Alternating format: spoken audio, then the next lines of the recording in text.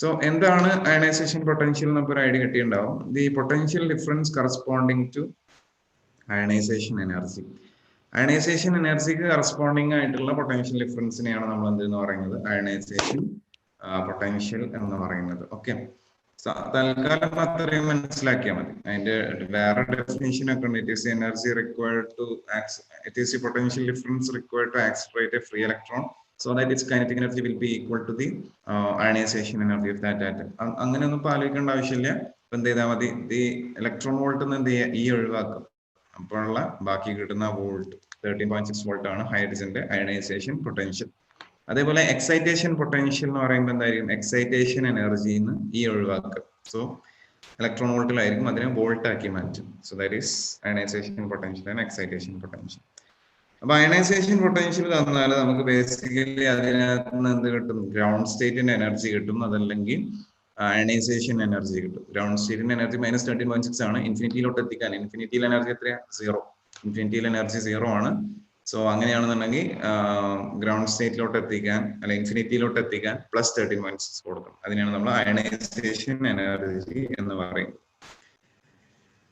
So ഇതിനകത്ത് ചോദിച്ചിട്ടുള്ളത് ഒരു monochromatic radiation of photon energy 12.1 electron volt ഇയാൾ അബ്സോർബ് ചെയ്യാണ്. He's absorbing a monochromatic radiation of energy 12.1 electron volt. According to Bohr's theory the spectral lines emitted by hydrogen will be. Bohr theory അനുസരിച്ച് spectral lines emitted by the hydrogen എത്ര എണ്ണം ഉണ്ടാവുന്നതാണ്. ഇപ്പോൾ ഏത് ഓർബിറ്റിലോട്ടാണ്, എത്രാമത്തെ സ്റ്റേറ്റിലോട്ടാണ് excite ചെയ്യുന്നതെന്ന് അറിഞ്ഞാൽ നമുക്ക് എന്ത് ചെയ്യാൻ പറ്റും. നമ്മൾ കഴിഞ്ഞ ക്ലാസ്സിൽ പഠിച്ചു n×n-1/2 എത്ര സ്പെക്ട്രൽ ലൈൻസ് ഉണ്ടാവും അല്ലെ, how many different wavelengths അല്ലെങ്കിൽ how many spectral lines will be present എന്നുള്ളത് നമ്മൾ n×n-1/2 എന്ന് പറയുന്ന ഇക്വേഷൻ വെച്ച് പഠിച്ചിരുന്നു. ഓക്കെ, സോ ആ n കണ്ടുപിടിക്കുകയാണ്. ഈ 12.1 കിട്ടിയാൽ എങ്ങോട്ടാണ് എക്സൈറ്റ് ചെയ്യിക്കാൻ പറ്റുക.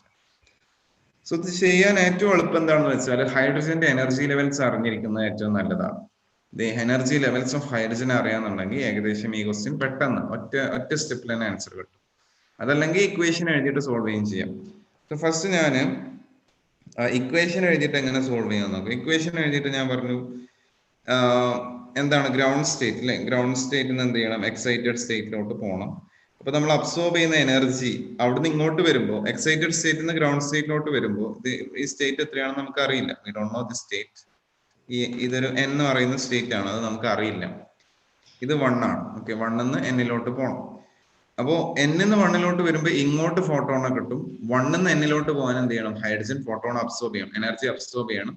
n-ന്ന് താഴേക്ക് വരുമ്പോൾ എന്ത് ചെയ്യും, ഫോട്ടോണ് റിലീസ് ചെയ്യും. അപ്പൊ എത്രയാണ് എനർജി അബ്സോർബ് ചെയ്യുന്ന എനർജി ഡിഫറൻസിന് ഈക്വൽ ആയിരിക്കും. ഓക്കെ, സോ അതിന്റെ ഇക്വേഷൻ എഴുതാണെന്നുണ്ടെങ്കിൽ ഇറ്റ് വിൽ ബി ലൈക്ക് എത്രയാണ് ആ വേണ്ട എനർജി ഇത് എത്രയാണ്, 12.1 ഇലക്ട്രോൺ വോൾട്ട്സ് ആണ്. So this can be written as -13.6 into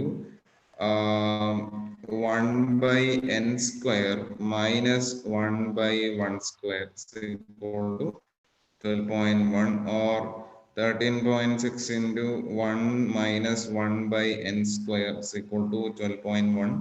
ഇങ്ങനെ എഴുതിയിട്ട് ഇക്വേഷൻ സോൾവ് ചെയ്യാം. ഇസ് ഈക്വൽ ടു എന്ത് വരും,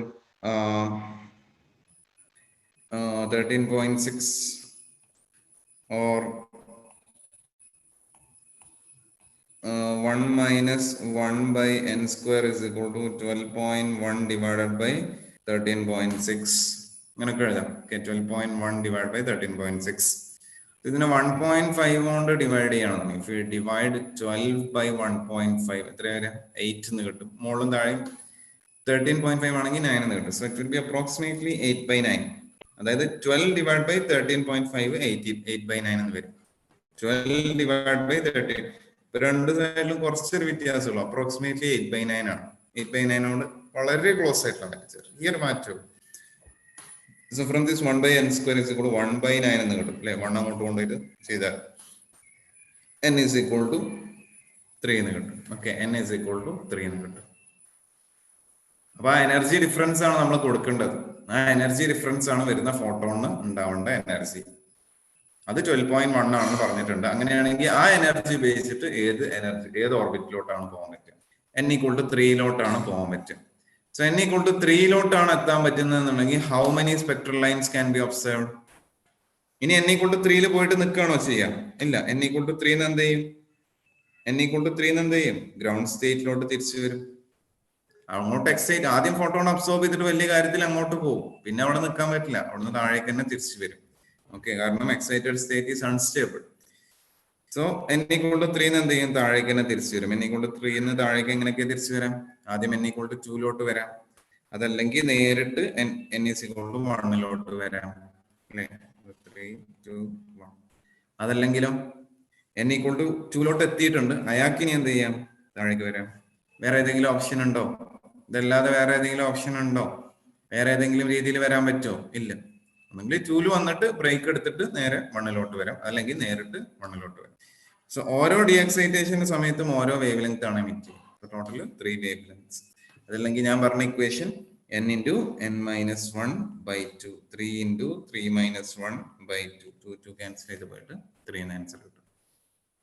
ഓക്കെ, സോ ഇങ്ങനെയാണ് regular method equation wise solve ചെയ്യേണ്ടത്. എങ്ങനെയാണ് ആ എനർജി ഡിഫറൻസ്, ആ 12.1 എന്ന് പറയുന്നത് 1ഉം 3ഉം തമ്മിൽ, അല്ലെങ്കിൽ 1ഉം n എന്ന് പറയുന്ന സ്റ്റേറ്റും തമ്മിലുള്ള എനർജി ഡിഫറൻസ് ആണ്. ആ n എത്രയാണെന്ന് കണ്ടുപിടിക്കാം. അവിടുന്ന് താഴേക്ക് തന്നെ വരുമ്പോൾ എത്ര ഡിഫറെന്റ് ഫോട്ടോൺസിനെ എമിറ്റ് ചെയ്യും. അതല്ലാതെ എങ്ങനെ ചെയ്യാന്ന് ചോദിച്ചാൽ, how can we do otherwise ചോദിച്ചാലും നമ്മൾ ഹൈഡ്രജന്റെ എനർജി സ്റ്റേറ്റ്സ് അറിഞ്ഞിരിക്കുന്നത് നല്ലതാണ്. എന്ന് വെച്ചാൽ നിർബന്ധമൊന്നുമില്ല, പക്ഷെ പല ക്വസ്റ്റ്യൻസും ഇത് വെച്ചിട്ട് എന്താവും, വളരെ എളുപ്പമായിട്ട് നമുക്ക് ചെയ്യാൻ പറ്റും. പല ക്വസ്റ്റ്യൻസും ഈ എനർജി ഡിഫറൻസ് അറിയാം, അല്ലെങ്കിൽ ഓരോ ഓർബിറ്റിന്റെയും എനർജി അറിയാമെന്നുണ്ടെങ്കിൽ ഈക്വേഷനിലോട്ട് പോവാതെ തന്നെ ഈ എനർജി വരുന്ന ക്വസ്റ്റ്യൻസ് എല്ലാം നമുക്ക് പെട്ടെന്ന് ചിലപ്പോൾ ചെയ്യാൻ പറ്റും.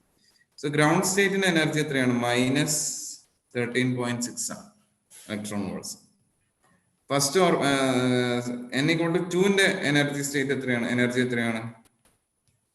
ഞാൻ പറഞ്ഞു -3.4 ഇലക്ട്രോൺ വോൾട്സ്. -13.6 × Z²/n equation. n=3യുടെ എനർജി എത്രയാണ്? 3യുടെ എനർജി വരാം -1.5 ഇലക്ട്രോൺ വോൾട്സ്. -13.6 / n² എന്ന് പറഞ്ഞാൽ 3² 9 വരും. n=4ന്റെ ഇത്രയും 4 ഓർത്ത് വെക്കുകയാണെന്നുണ്ടെങ്കിൽ പല ഇക്വേഷൻസും സിമ്പിൾ ആയിട്ട്, പല ക്വസ്റ്റ്യൻസും സിമ്പിൾ ആയിട്ട് ചെയ്യും. 1ഉം ഇതും തമ്മിലുള്ള എനർജി ഡിഫറൻസ് എത്രയാണ്? 10.2 ഇലക്ട്രോൺ വോൾട്സ്. 1ഉം 3ഉം തമ്മിലുള്ള എനർജി ഡിഫറൻസ് എത്രയാണ്? 12.09 ഇലക്ട്രോൺ വോൾട്സ്. അതിനെയാണ് നമ്മൾ അപ്രോക്സിമേറ്റ് ചെയ്ത് 12.1 എന്ന് ഈ ക്വസ്റ്റ്യനിൽ തന്നത്. ആ ഡിഫറൻസ് എടുത്ത് നോക്കിയാൽ മതി, മനസ്സിലായോ? അതേപോലെ അടുത്ത് എടുക്കുകയാണെങ്കിൽ 12.75 എന്ന് വരും. 1ഉം 4ഉം സാധാരണ ഈ 3 ഓർത്ത് വെച്ചാൽ മതി. 3 ഓർത്ത് വെച്ചാൽ തന്നെ ഓൾമോസ്റ്റ് എല്ലാം ചെയ്യാൻ പറ്റും. മനസ്സിലായോ? സോ ഇവിടെ 12.09 അല്ലെങ്കിൽ 12.1 ആണ് ഇൻസിഡന്റ് ചെയ്യുന്ന ഫോട്ടോണിന്റെ എനർജി എന്ന് പറഞ്ഞിട്ടുണ്ട്. അങ്ങനെയാണെങ്കിൽ 1 എങ്ങോട്ടാണ് എക്സൈറ്റ് ചെയ്യുന്ന എനർജി ഉപയോഗിച്ചിട്ട്? n=3 എക്സൈറ്റ് ചെയ്യുന്നത്.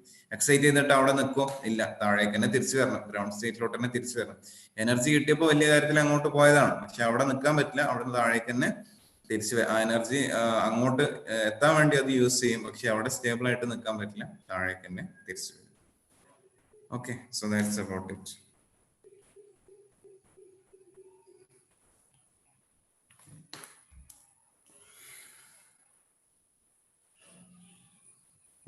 എന്നാലും അടുത്ത ക്വസ്റ്റ്യൻ, നമ്പർ 28. അപ്പൊ ഇതിനകത്ത് എത്ര ഫോട്ടോൺസിനെ എമിറ്റ് ചെയ്യുക? 3 അല്ലെ? 3 n×n-1/2. ഇനി അടുത്തത് energy of hydrogen atom in the nth orbit is En. Then the energy of nth orbit in single ionized helium He+, ആ ഓർബിറ്റിന്റെ എനർജി എന്ത് വരുന്നതാണ്, അല്ലെ? ഹൈഡ്രജന്റെ കേസിൽ En എന്ന് പറയുമ്പോൾ എന്താ വരിക? En is equal to -13.6 × 1/n² ആണ്. ഹീലിയം ആവുമ്പോ എന്തായിട്ട് മാറും? ഹീലിയം He+ ആയിട്ട് മാറുമ്പോ എന്തായിട്ട് മാറും? -13.6 × Z²/n² ആയിട്ട് മാറും. Z എത്രയാണ്? 2. So 2²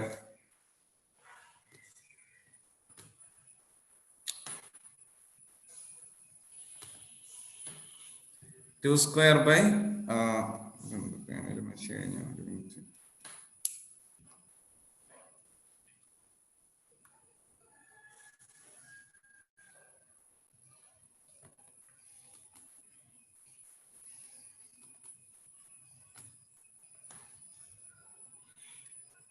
2² n square. So additional ആയിട്ട് എന്താണ് വന്നത്? ഒരു 2 square ആണ്. പറഞ്ഞാൽ 4 ആണ് അഡീഷണൽ ആയിട്ട് വരുന്നത് അല്ലേ? 4 ടൈംസ് ആണ്. വളരെ സിമ്പിൾ ആയിട്ടുള്ള ക്വസ്റ്റ്യൻ, ഒന്നും ചെയ്യേണ്ട ആവശ്യം പോലും ഇല്ല. ഇനി അടുത്ത്, when an electron jumps from 4th orbit to 2nd orbit, one gets the, ഏതാണ് 4th orbit to 2nd orbit വരുമ്പോൾ ഏത് ലൈനാ കിട്ടുക? സെക്കൻഡ് ഓർബിറ്റിലോട്ടാണ് വരുന്നത്. സെക്കൻഡ് ഓർബിറ്റിലോട്ടാണ് വരുന്നത്. അങ്ങനെയാണെങ്കിൽ അതേത് സീരീസാ? സെക്കൻഡ് ഓർബിറ്റിലോട്ടാണ് വരുന്നതെന്നുണ്ടെങ്കിൽ what is that series? Fourth ഓർബിറ്റിൽ നിന്ന് സെക്കൻഡ് ഓർബിറ്റിലോട്ട് വരുമ്പോൾ ഏത് സീരീസ് ആയിരിക്കും? ലൈമാൻ ആണോ, ബാമർ ആണോ, പാഷൻ ആണോ, ബ്രാക്കറ്റ് ആണോ, ഫണ്ട് ആണോ? It will be Balmer series. Balmer series ആണ്. First line of Balmer series എന്ന് പറയുന്നത് എവിടെ നിന്ന് എങ്ങോട്ടാ? ഫസ്റ്റ് ലൈൻ എന്ന് പറയുമ്പോൾ എവിടെ നിന്ന് എങ്ങോട്ടാ? എല്ലാം സെക്കൻഡിലോട്ടാണ് വരുന്നത്. അപ്പൊ ഫസ്റ്റ് ലൈൻ എന്ന് പറയുമ്പോൾ എവിടെ നിന്നാണ്? ഫസ്റ്റ് ലൈൻ എന്ന് പറയുമ്പോൾ എവിടെ നിന്നായിരിക്കും? 3 to 2 അല്ലെ? നേരെ തൊട്ട് മുകളിലുള്ളതിന് വരുന്നതാണ് എന്തെന്ന് പറയുന്നത്? ഫസ്റ്റ് ലൈൻ എന്ന് പറയുന്നത്. അതിന്റെ മുകളിൽ നിന്ന്, തൊട്ട് മുകളിലുള്ളതിന്റെ മുകളിൽ നിന്ന് വരുന്നതാണ് സെക്കൻഡ് ലൈൻ. അപ്പോ 3ന്റെ തൊട്ട് മുകളിൽ നിന്ന്, 2ന്റെ തൊട്ട് മുകളിൽ നിന്ന് വരുന്നതാണ് ഇത് ഫസ്റ്റ് ലൈൻ. അതിന്റെ മുകളിൽ നിന്ന് വരുന്നതാണ് സെക്കൻഡ് ലൈൻ. സോ ഇതിനകത്ത് second line of Balmer series ആണ് 4th to. അപ്പൊ 2ലോട്ട് വരുന്നതെല്ലാം ബാമർ സീരീസ് ആണ്. അത് തൊട്ട് മുകളിൽ നിന്ന് വരികയാണെങ്കിൽ ഫസ്റ്റ് ലൈൻ അല്ലേ? 4 to 2 വരികയാണെങ്കിൽ സെക്കൻഡ് ലൈൻ. എത്രാമത്തെ ലൈനാന്ന് അറിയാൻ വേണ്ടി എന്ത് ചെയ്താൽ മതി? 4 - 2 ചെയ്താൽ മതി, അല്ലെങ്കിൽ 3 - 2 ചെയ്താൽ മതി. ഫസ്റ്റ് ലൈൻ ഓഫ് ബാമർ ആണെങ്കിൽ 2 - 1 ചെയ്താൽ മതി അല്ലേ? 2 to 1 ആയിരിക്കും. സോ അതാണ് വരിക. ഇനി അടുത്തത്, which of the following transition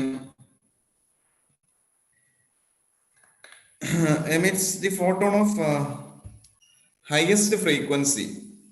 ഏറ്റവും ഹയസ്റ്റ് ഫ്രീക്വൻസി ഫോട്ടോൺ ഇതിനകത്ത് ഏതിലാണ് ഉണ്ടാവുക എന്നാണ് question. Which of the following transition in hydrogen atom emits the photon of highest frequency? So photon of highest frequency കൊണ്ട് ഉദ്ദേശിക്കുന്നത് എന്താണ്? ഏറ്റവും കൂടുതൽ എനർജി അല്ലെ? ഫോട്ടോൺ എമിറ്റ് ചെയ്യും. ആ ഏറ്റവും കൂടുതൽ എനർജി ഉള്ള ഫോട്ടോൺ ആണ് ഏറ്റവും കൂടുതൽ ഫ്രീക്വൻസി ഉള്ള ഫോട്ടോൺ എന്ന് പറയുന്നത്. ഏറ്റവും കൂടുതൽ എനർജി ഉള്ള ഫോട്ടോൺ ആണ് ഏറ്റവും കൂടുതൽ ഫ്രീക്വൻസി ഉള്ള ഫോട്ടോൺ. വേവ് ലെങ്ത് ആണെങ്കിൽ നേരെ തിരിച്ച്. ഇതിനകത്ത് നോക്കിയാൽ മതി ഏത് ട്രാൻസിഷൻ ആണ് ഏറ്റവും കൂടുതൽ എനർജി വരിക എന്ന് നോക്കിയാൽ മതി. സോ ഏത് ട്രാൻസിഷൻ ആയിരിക്കും കൂടുതൽ എനർജി വരിക? നമ്മൾ പല ഓർബിറ്റ്സ് നോക്കാം അല്ലെ? 1 ഉണ്ട്, -13.6 ആണ്. ഇതെത്രയാ? -3.4 ആണ്. പിന്നെ അങ്ങനെ പോകും, -1.51, -0.85 ഒക്കെ വരും. അപ്പൊ ഈ 2 to 1 ട്രാൻസിഷൻ അതിനകത്ത് കൊടുത്തിട്ടുണ്ട്. 2 to 1 ട്രാൻസിഷൻ അതിനകത്ത് കൊടുത്തിട്ടുണ്ട്. എത്രയാ? 10.2 ഉണ്ട്. 10.2 ഇലക്ട്രോൺ വോൾട്സ് ഉണ്ട്. ഓക്കെ. ഇൻഫിനിറ്റിയിൽ പോകുമ്പോൾ എനർജി എത്ര? 0.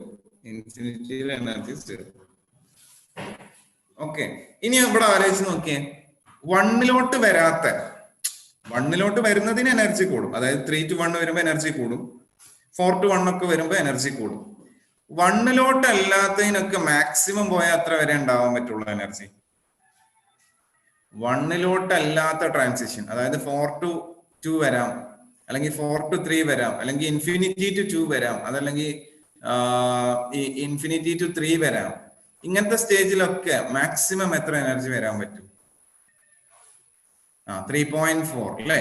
പിന്നെ ഉള്ള മാക്സിമം ഡിഫറൻസ് എന്ന് പറയുന്നത് 3.4 ഉള്ളൂ.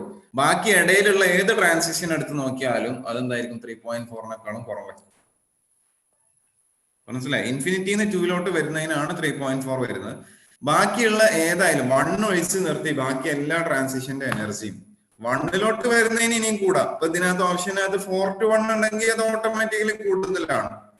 4 to 1 ഉണ്ടെങ്കിൽ obviously that is more than that. But 1 ഒഴിച്ച് നിർത്തിയാൽ ബാക്കിയുള്ള എല്ലാം definitely will be less than 3.4. അപ്പൊ ഏറ്റവും കൂടുതൽ എനർജി ഉണ്ടാവുക ഈ ട്രാൻസിഷനിൽ ഏതിനായിരിക്കും? Which one will have more energy in these transitions?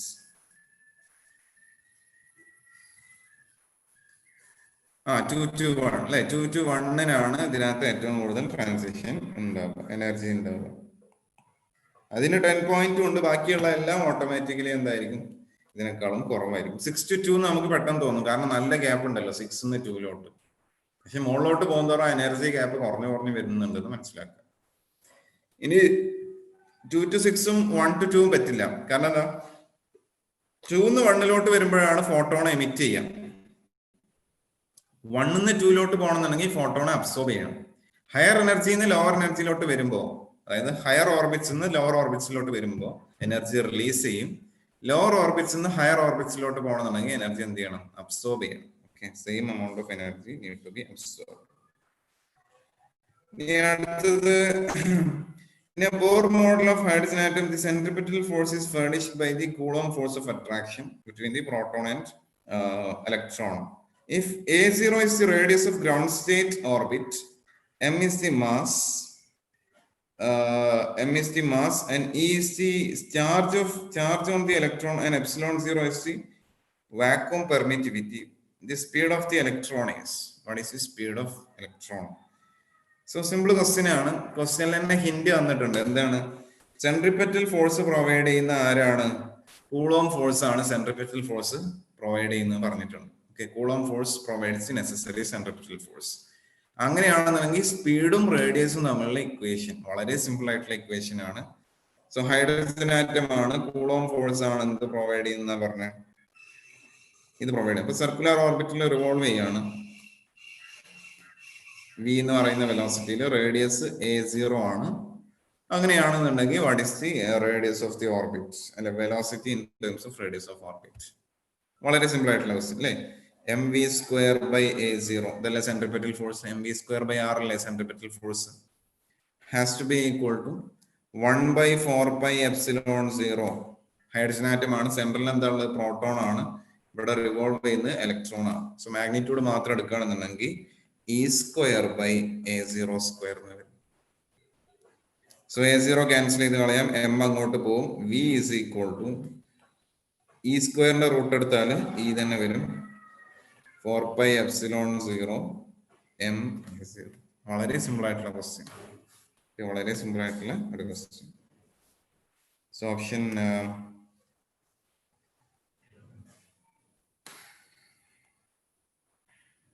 C will be the answer. Okay. പിന്നെ അടുത്തത് എന്താണ്, hydrogen atom is in its first excited level. Its radius എത്ര ടൈംസ് ആയിരിക്കും? Hydrogen atom is in its first excited level. First excited level എന്ന് പറഞ്ഞാൽ n equal to എത്രയാ? First excited level എന്ന് പറഞ്ഞാൽ n equal to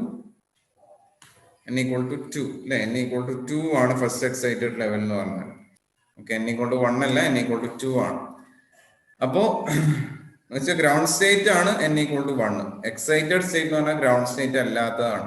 അപ്പൊ first excited state ആണ് നമ്മൾ പറയുന്നത് n equal to 2 ആണ്. ഓക്കെ, സോ റേഡിയസിന്റെ ഇക്വേഷൻ എന്താ? Radius is equal to r0 into n²/z. A0 into n²/z. Hello, r0 into n²/z.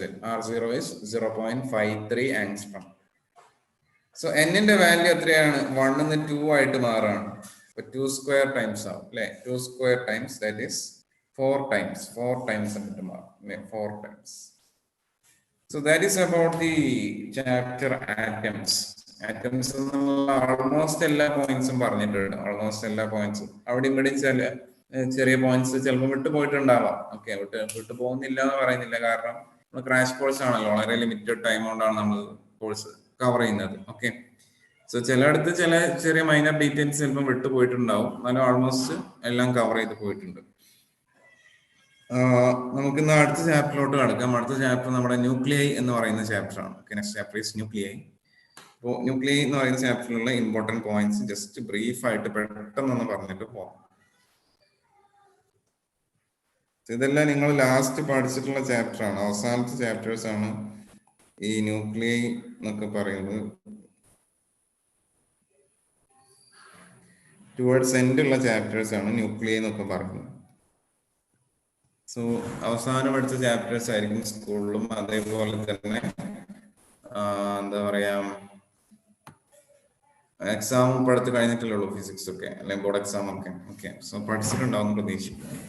So ന്യൂക്ലിയൈല് ഞാൻ ഇമ്പോർട്ടന്റ് ആയിട്ടുള്ള കാര്യങ്ങൾ മാത്രമേ പറയുന്നുള്ളൂ, വളരെ ഒബ്വിയസ് ആയിട്ടുള്ള കാര്യങ്ങൾ ചിലപ്പോൾ ഞാൻ സ്കിപ്പ് ചെയ്യും. സോ അറ്റോമിക് നമ്പർ വളരെ ബേസിക് ആയിട്ടുള്ള ഡെഫിനേഷൻ. ന്യൂക്ലിയസിനുള്ളിൽ അറ്റോമിക് നമ്പർ അറിയുന്നല്ലേ? Z എന്താണ്? Z number of protons or number of electrons in a neutral atom. Neutral atomത്തിലുള്ള number of electrons.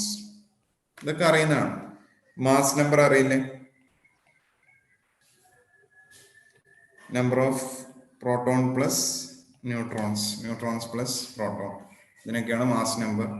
ഇനി പ്രോട്ടോണിന്റെ ഡിസ്കവറി, ന്യൂട്രോണിന്റെ ഡിസ്കവറി ഇതൊക്കെ അറിയില്ല. ന്യൂട്രോണിന്റെ ഡിസ്കവറി ആണ് ഈ ചാപ്റ്ററിനകത്തുള്ളത്. ആരാണ്? ചാഡ്വിക് അല്ലെ, ജെയിംസ് ചാഡ്വിക്. ന്യൂട്രോൺ ഡിസ്കവർ ചെയ്തത് ചാഡ്വിക് ആണ് അല്ലെ, ജെയിംസ് ചാഡ്വിക്. അങ്ങനത്തെ സിമ്പിൾ സംഭവങ്ങളൊക്കെ എല്ലാവർക്കും അറിയുന്ന സംഭവമാണ്. ഓക്കെ, പിന്നെ അടുത്തത് ഇതിനകത്തുള്ളത് വളരെ ഇമ്പോർട്ടന്റ് ആയിട്ടുള്ളത് radius of the atom, radius of nucleus. So ന്യൂക്ലിയസിന്റെ റേഡിയസ് എന്ന് പറയുന്നത്, radius is directly proportional to the mass number of ന്യൂക്ലിയോൺസിന്റെ ക്യൂബ് റൂട്ടിന് directly proportional. Or radius can be written as R0 into a raised to 1/3, where R0 is 1.2 femtometer. Femtometer എന്ന് പറഞ്ഞാൽ 10 raised to -15 meter. 1.2 femtometer. ഇതാണ് റേഡിയസിന്റെ equation. This is the equation for radius. ഇനി density. Density എന്ന് പറയുന്നത്, density നമുക്കറിയാം mass by volume ആണ്. Mass എന്ന് പറഞ്ഞാൽ അപ്രോക്സിമേറ്റ്ലി എന്ത് എഴുതാം? മാസ് എന്ന് പറഞ്ഞാൽ അപ്രോക്സിമേറ്റ്ലി മാസ് നമ്പർ അല്ലെ, number of nucleons into mass of a nucleon. അതായത് പ്രോട്ടോണിന്റെയും ന്യൂട്രോണിന്റെയും മാസ് ഏകദേശം സെയിം ആണ്, ചെറിയ വ്യത്യാസം ഉണ്ട്, ഇല്ല എന്ന് പറയുന്നില്ല. Mass number into mass of a nucleon. പ്രോട്ടോണിന്റെ മാസ് ആണോ ന്യൂക്ലിയസ് പ്രോട്ടോണിന്റെ മാസ് ആണോ ന്യൂട്രോണിന്റെ മാസ് ആണോ, ഏതെങ്കിലും ഒന്ന്, അല്ലെങ്കിൽ രണ്ടിന്റെയും കൂടി average mass into mass number ചെയ്താൽ മതി അല്ലെ. So divided by total volume. Total volume എന്ന് പറയുമ്പോൾ എന്തെങ്കിലും 4/3 pi R0 a raised to 1/3 the whole cube. അപ്പൊ a മുകളിലുണ്ട്, താഴെ a raised to 1/3 the whole cube ഉണ്ട്. സോ അത് a ആയിട്ട് മാറും. It will B A constant. So it is approximately 2 point something into 10 raised to 17 kilogram per meter. So of the order of 10 raised to 17 ആണ്. ഈ value important ഇല്ല, order ഏകദേശം 10 raised to 17 meter cube, kilogram per metre cube. വളരെ heavy density ആണ് ന്യൂക്ലിയസിന് ഉള്ളത്. Nucleus. പിന്നെ ഇതിനകത്തുള്ളത് nucleus കഴിഞ്ഞു. പിന്നെ അറ്റോമിക് മാസ് യൂണിറ്റ് എന്ന് പറയുന്ന സംഭവം.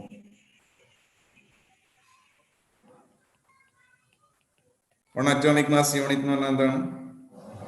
1/12 ഓഫ് കാർബൺ 12ന്റെ മാസാണ്. ഇതൊക്കെ എല്ലാവർക്കും അറിയുന്ന സംഭവമല്ലേ. 1/12 ഓഫ് കാർബൺ 12 ആണ്. പിന്നെ അതിൽ നിന്നുള്ള ബാക്കിയുള്ള സംഭവങ്ങൾ, പ്രോട്ടോണിന്റെ മാസ് 1.00727 U ആണ്. അതേപോലെ ഇലക്ട്രോണിന്റെ മാസ് 0.00055 U ആണ്. സോ ഡാറ്റാസ് എല്ലാം നിങ്ങളുടെ ടെസ്റ്റ് നോക്കി ജസ്റ്റ് ഒന്ന് പഠിക്കാം. ഓക്കെ, പ്രോട്ടോണിന്റെ മാസ് 1.00727 U. ന്യൂട്രോണിന്റെ മാസ് 1.00866 U. അതേപോലെ ഇലക്ട്രോണിന്റെ മാസ് 0.00055 U. 1 U എന്ന് പറഞ്ഞാൽ എത്രയാണ്? 1 U is 1.66. പിന്നെ എന്തൊക്കെയോ വാല്യൂസ് ഉണ്ട്, എക്സാക്ട് കുറച്ച് ഡെസിമൽസും കൂടി ഉണ്ട് കേട്ടോ. സോ ഞാനത് എഴുതിയിട്ടില്ല. -27 കിലോഗ്രാം. ഇതാണ് അറ്റോമിക് മാസ് യൂണിറ്റ് എന്ന് പറയുന്നത്. ആറ്റംസിന്റെ മാസ് നമ്മൾ അറ്റോമിക് മാസ് യൂണിറ്റിലാണ് സാധാരണ പറയാറുള്ളത്. പിന്നെ ഇമ്പോർട്ടന്റ് ആയിട്ടുള്ളതാണ് isotopes, isobars, isotones. So isotope എന്ന് പറഞ്ഞാൽ എന്താണ്? സെയിം Z ഡിഫറെന്റ് A അല്ലെ, same atomic number different mass number. Z ആണ് atomic number, A mass number ആണ്. Same atomic number different mass number അല്ലെ. സോ ഹൈഡ്രജന്റെ isotopes 1H1, 1H2, 1H3. Okay, hydrogen isotopes He3, He4, oxygen 16, oxygen 18, carbon 12, carbon 14. യുറേനിയത്തിന്റെ കുറെ isotopes ഇതൊക്കെ നമുക്ക് അറിയുന്നതാണ്. അതേപോലെ isobars എന്താണ് സെയിം എ ആയിരിക്കും, ഡിഫറെന്റ് അറ്റോമിക് നമ്പർ ആയിരിക്കും. Different atomic number. സോ അതിന് ഒരുപാട് എക്സാമ്പിൾസ് നമുക്ക് പറയാൻ പറ്റും. ഹൈഡ്രജൻ 3, ഹീലിയം 3, അല്ലെങ്കിൽ നൈട്രജൻ 14, കാർബൺ 14. ഇതെല്ലാം എന്താണ് സെയിം മാസ് നമ്പർ ആണ്, ബട്ട് ഡിഫറെന്റ് അറ്റോമിക് നമ്പർ ആണ്. Isotones same number of neutrons, same number of neutrons എന്ന് പറഞ്ഞാൽ എന്താണ്, എ മൈനസ് സെഡ് സെയിം ആയിരിക്കും. A equal to Z plus N ആണല്ലോ, number of protons plus number of neutrons ആണ്. So A minus Z ആണ് ഇത് വരുന്നത്. Okay, same number of neutrons. അതിനെയാണ് നമ്മൾ എന്തെന്ന് പറയുന്നത്, ഐസോട്ടോൺസ് എന്ന് പറയുന്നത്. എക്സാമ്പിൾ ആയിട്ട് വേണമെങ്കിൽ ഹൈഡ്രജൻ 3, ഹീലിയം 4 ഒക്കെ നോക്കാം. പെട്ടെന്ന് കാണുമ്പോൾ സ്ട്രൈക്ക് ചെയ്യുന്നില്ലെങ്കിൽ എ മൈനസ് സെഡ് നോക്കിയാൽ 3 - 1 is equal to 4 - 2. ഓക്കെ, അല്ലെങ്കിൽ നൈട്രജൻ 15, ഓക്സിജൻ 16. ഇതെല്ലാം എന്താണ്, ഐസോട്ടോൺസ് ആണ്. These are all isotones. Okay, so that is about the introduction. പിന്നെ ഇതിനകത്തുള്ളതാണ് നമ്മുടെ മാസ് ഡിഫക്റ്റ്, ബൈൻഡിങ് എനർജി,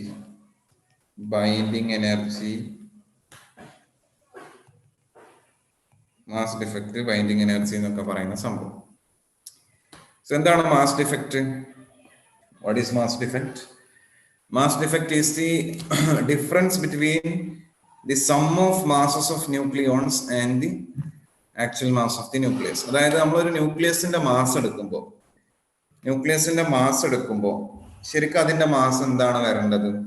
ശരിക്കും അതിന്റെ മാസ് വരേണ്ടത് അതിനകത്ത് എന്താ ഉള്ളത്? പ്രോട്ടോൺസ് ഉണ്ട്. So Z into mass of protons എന്ന് വരണം.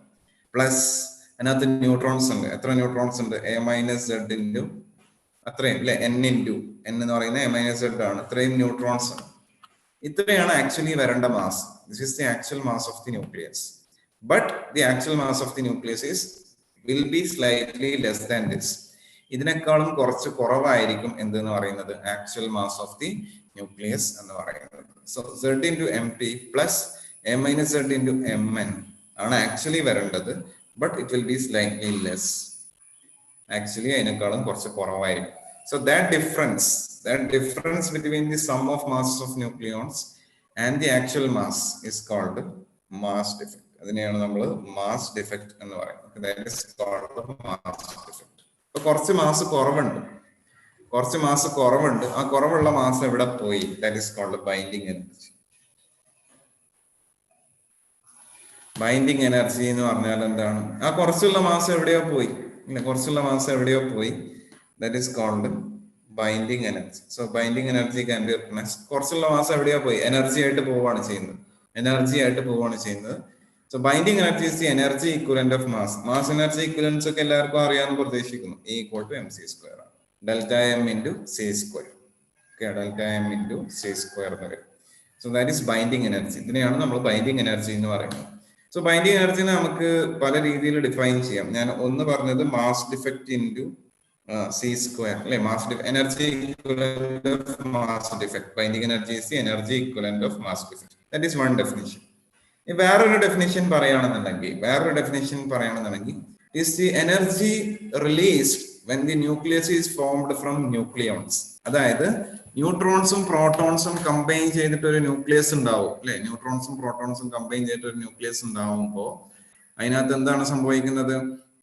ന്യൂട്രോൺസും പ്രോട്ടോൺസും കമ്പൈൻ ചെയ്തിട്ട് ഒരു ന്യൂക്ലിയസ് ഉണ്ടാവുമ്പോൾ കുറച്ച് മാസ് കുറയുന്നു. ആ കുറയുന്ന മാസ് എനർജി ആയിട്ട് റിലീസ് ചെയ്യുന്നു. മാസും എനർജിയും അങ്ങോട്ടും ഇക്വലന്റ് ആണല്ലോ.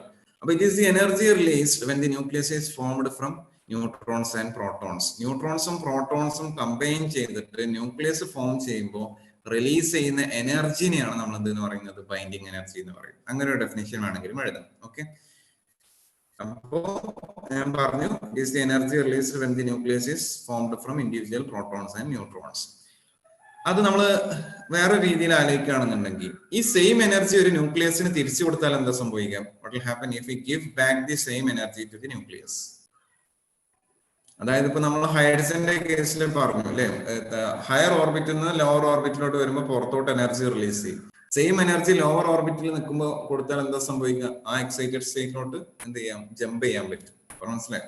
ഇവിടുന്ന് ജമ്പ് ചെയ്യാൻ എടുക്കുന്ന സെയിം എനർജിയാണ് അവിടുന്ന് താഴേക്കും എടുക്കുന്നത്.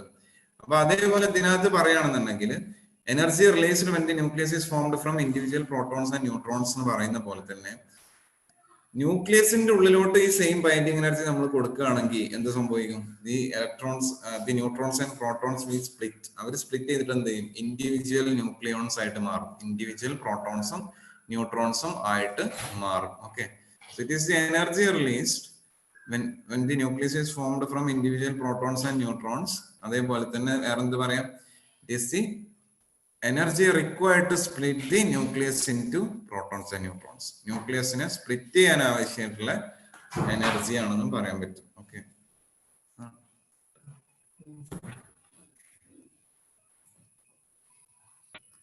സ്പ്ലിറ്റ് ചെയ്യാൻ ആവശ്യമായിട്ടുള്ള ഇതാണ് പറയുന്നത്.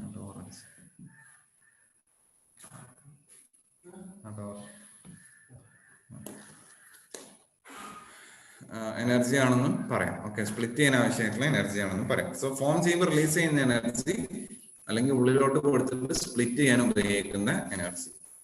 സോ ഒരു ന്യൂക്ലിയസിന് ബൈൻഡിങ് എനർജി കൂടുതലാണെങ്കിൽ അതിന്റെ സ്റ്റെബിലിറ്റി കൂടുതലായിരിക്കും കുറവായിരിക്കും? ഒരു ന്യൂക്ലിയസിന് ബൈൻഡിങ് എനർജി കൂടുതലാണെങ്കിൽ അതിന്റെ സ്റ്റെബിലിറ്റി കൂടുതലായിരിക്കും കുറവായിരിക്കും?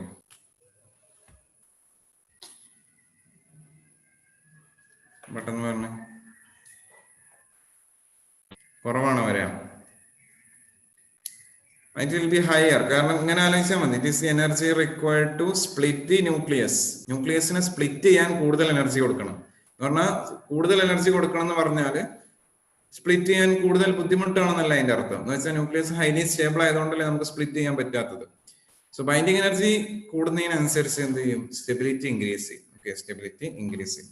നമ്മൾ ആക്ച്വലി ബൈൻഡിങ് എനർജി വെച്ചിട്ടല്ല പറയാം, ബൈൻഡിങ് എനർജി പെർ ന്യൂക്ലിയോൺ വെച്ചിട്ടാണ് പറയാം.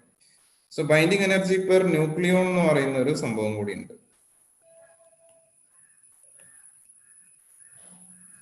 ദാറ്റ് ഈസ് EBN എന്നാണ് നമ്മൾ എഴുതുന്നത്. That is total binding energy by mass number. അതായത് total binding energy per nucleon. എത്ര ന്യൂക്ലിയോൺസ് ഉണ്ട്? A നമ്പർ ഓഫ്, അല്ലെ, മാസ് നമ്പർ ഓഫ് ന്യൂക്ലിയോൺസ് ഉണ്ട്. So that is binding energy per nucleon. നമ്മൾ experimentally വരച്ചിട്ടുള്ള ഒരു ഗ്രാഫാണ്, അല്ലെങ്കിൽ ബൈൻഡിങ് എനർജി പെർ ന്യൂക്ലിയോൺ സംഭവത്തിന്റെ ഗ്രാഫാണ്. ഇങ്ങനെയുള്ള ഒരു ഗ്രാഫ്. സോ അതായത് ഇവിടെ ബൈൻഡിങ് എനർജി പെർ ന്യൂക്ലിയോൺ, ഇവിടെ മാസ് നമ്പർ, ഇവിടെ മാസ് നമ്പർ. സോ ഇവിടെ എന്ത് ചെയ്യാണ്? ബൈൻഡിങ് എനർജി പെർ ന്യൂക്ലിയോൺ താഴെ നിന്ന് എന്ത് ചെയ്യാണ്? ആദ്യം ഇനീഷ്യലി ഇൻക്രീസ് ചെയ്യാണ്. Initially increases up to iron 56. ഇത് ആക്ച്വലി അയൺ 56-നാണ് ഏറ്റവും കൂടുതൽ ബൈൻഡിങ് എനർജി. അത് ഓർത്ത് വെക്കുക ഒരു ഫാക്ട് ആയിട്ട്. Iron 56 has the maximum binding energy per nucleon. So iron 56-നെ സ്പ്ലിറ്റ് ചെയ്യാൻ എന്താണ്? വളരെ ബുദ്ധിമുട്ടാണ്. It is the most stable nucleus എന്ന് പറയാൻ പറ്റും. ഓക്കെ, അതേപോലെ തന്നെ അപ്പൊ ഞാൻ പറഞ്ഞു സ്റ്റെബിലിറ്റി അറ്റൈൻ ചെയ്യണം എന്ന് പറഞ്ഞു, അല്ലെ? സ്റ്റെബിലിറ്റി അറ്റൈൻ ചെയ്യണം. അപ്പോ ഈ താഴെ ഇപ്പൊ ഇവിടെ ഹൈഡ്രജൻ ഇവിടെ ഉണ്ടാവും. Helium will be സംവർ here. So hydrogen helium ആയിട്ട് മാറുമ്പോൾ സ്റ്റെബിലിറ്റി കൂടുകയാണോ കുറയാണോ ചെയ്യണേ? ബൈൻഡിങ് എനർജി പെർ ന്യൂക്ലിയോൺ കൂടല്ലേ ചെയ്യണേ? സോ ഹൈഡ്രജൻ ഹീലിയം ആയിട്ട് മാറുമ്പോൾ വാട്ട് ഹാപ്പൻസ്? സ്റ്റെബിലിറ്റി കൂടുക കുറയും? സ്റ്റെബിലിറ്റി കൂടും. ബൈൻഡിങ് എനർജി പെർ ന്യൂക്ലിയോൺ കൂടുകയാണ്, സ്റ്റെബിലിറ്റി കൂടും. സോ ലോവർ ന്യൂക്ലിയസ്, അതായത് അയൺ 56-ന്റെ ലെഫ്റ്റിലുള്ള ന്യൂക്ലിയസുകൾ കമ്പൈൻ ചെയ്തിട്ട് ഹെവിയർ ആവുമ്പോൾ എന്താണ് സംഭവിക്കുന്നത്? Very light nucleus, binding energy increases or stability increases. അപ്പൊ അവർ കമ്പൈൻ ചെയ്തിട്ട് ഹെവിയർ, ഹൈഡ്രജൻ കമ്പൈൻ ചെയ്തിട്ട് ഹീലിയം ആയിട്ട് മാറുമ്പോൾ വാട്ട് ഹാപ്പൻസ്? Stability increases. ഈ പ്രോസസ്സിനെയാണ് നമ്മൾ എന്തെന്ന് പറയുന്നത്? ഫ്യൂഷൻ എന്ന് പറയുന്നത്, അല്ലെ? ന്യൂക്ലിയർ ഫ്യൂഷൻ എന്ന് പറയും. അപ്പോൾ എന്തിനാണ് ന്യൂക്ലിയർ ഫ്യൂഷൻ നടക്കുന്നത്? ബൈൻഡിങ് എനർജി കൂട്ടാൻ വേണ്ടിയിട്ട്, അല്ലെങ്കിൽ ബൈൻഡിങ് എനർജി പെർ ന്യൂക്ലിയോൺ കൂട്ടാൻ വേണ്ടിയിട്ട്. സിമിലർലി ഇവിടെ 100 സംവെയർ ഇവിടെ ഉണ്ടാവും, അല്ലെ? ഇവിടെ ഒരു 200 സംവെയർ ഹിയർ ഉണ്ടാവും. ഈ 200 ഉള്ള ആള് സ്പ്ലിറ്റ് ചെയ്തിട്ട് 100 ആയി മാറിയ, 200 ആയിട്ട് മാറി. 200 ഉള്ള ആള് സ്പ്ലിറ്റ് ചെയ്തിട്ട് 200 ആയിട്ട് മാറാന്ന് വിചാരിച്ചു. അങ്ങനെയാണെങ്കിൽ ആ പ്രോസസ്സിൽ എന്താ സംഭവിക്കുക? സ്റ്റെബിലിറ്റി കൂടെ കുറയും. സ്റ്റെബിലിറ്റി കൂടെ കുറയും. 200 ഉള്ള ആള് സ്പ്ലിറ്റ് ചെയ്തിട്ട് 100 ആയിട്ട് മാറുമ്പോൾ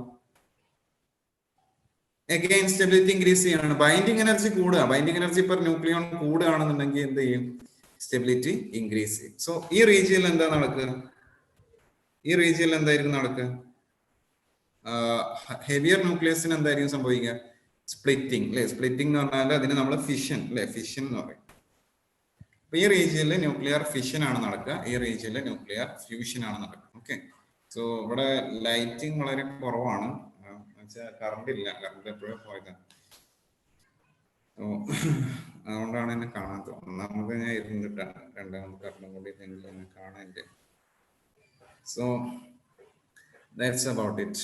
ഓക്കെ, ബൈൻഡിങ് എനർജിയുടെ കേസ് നമ്മൾ പറഞ്ഞു. എപ്പോഴാണ് ഫിഷൻ നടക്കുക, എപ്പോഴാണ് ഫ്യൂഷൻ നടക്കുക എന്നൊക്കെ പറഞ്ഞു. Okay, so that is about introduction. ബാക്കി ഇനി നമുക്ക് ന്യൂക്ലിയർ ഫിഷൻ അല്ല റേഡിയോ ആക്റ്റീവ് ഡീകെ പറയാനുണ്ട്. അതാണ് ഇതിനകത്ത് ഏറ്റവും ഇമ്പോർട്ടന്റ്. അപ്പോൾ ഇതിൽ നിന്ന് വന്നിട്ടുള്ള, ഇതുവരെ പറഞ്ഞെന്ന് വന്നിട്ടുള്ള ക്വസ്റ്റ്യൻസ് നമുക്ക് ജസ്റ്റ് ഉണ്ടോ എന്നൊന്ന് ജസ്റ്റ് നോക്കാം.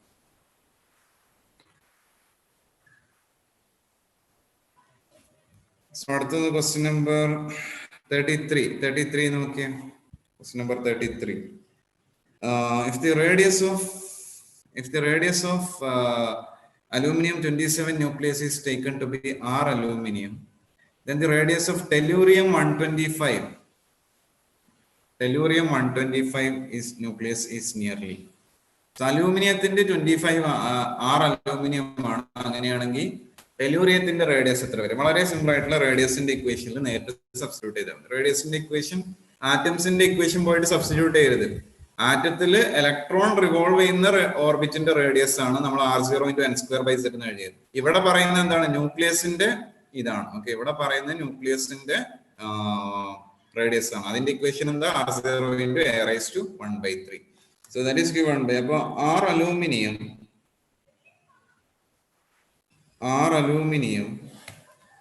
divided by R tellurium,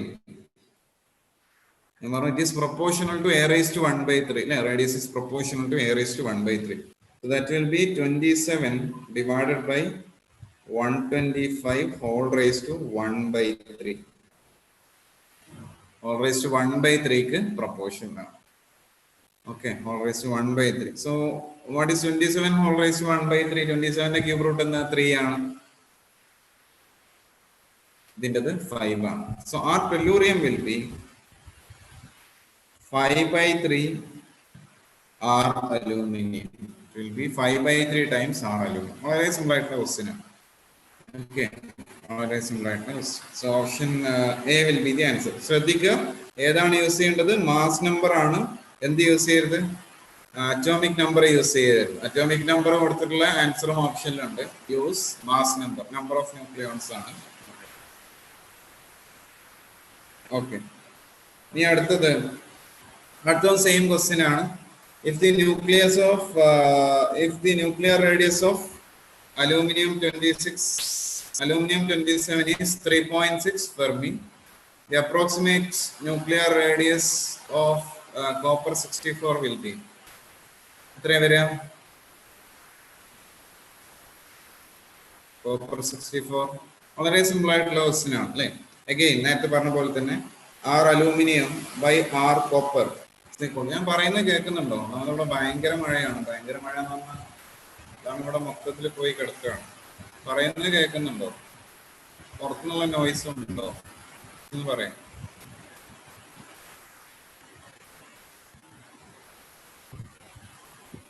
hello, പറയുന്നത് ക്ലിയർ ആണ്? ഓക്കെ, എന്നാ ശരി. എന്നാ ക്വസ്റ്റ്യൻ ചെയ്ത് R aluminum by R aluminum by R copper പറയുമ്പോൾ എത്ര വരും? 27/64 whole raised to 1/3 whole raised to 1/3. So 27ന്റെ ക്യൂബ് റൂട്ട് 3, 64ന്റെ ക്യൂബ് റൂട്ട് 4. So 4/3 അല്ലെ? RCU is equal to 4/3 R aluminium എന്ന് വരും. സോ 4/3 ഇൻറ്റു എത്രയും 1.2 ആണ് അലൂമിനിയത്തിന്റെ എന്ന് പറഞ്ഞിട്ടുണ്ട്. സോറി 3.6 ആണ് അലൂമിനിയത്തിന്റെ എന്ന് പറഞ്ഞിട്ടുണ്ട്. So 4/3 into 3.6, 3.6 എന്ന് പറഞ്ഞാൽ 1.2 വരും. 4 into 1.2, 4.8 അല്ലേ? 4.8 4.8. ഓക്കെ, ഇനി അടുത്ത ക്വസ്റ്റ്യൻ നിങ്ങൾ ചെയ്തോളൂ. The two nuclei have their mass numbers in the ratio. ഒരു മിനിറ്റ്, ഇതെന്താണ്? ഇതിൽ നിന്നുള്ള ക്വസ്റ്റ്യൻസ് മാത്രമേ ഉള്ളൂ, റേഡിയസ് എന്നുള്ള ക്വസ്റ്റ്യൻസ് മാത്രമേ ഉള്ളൂ.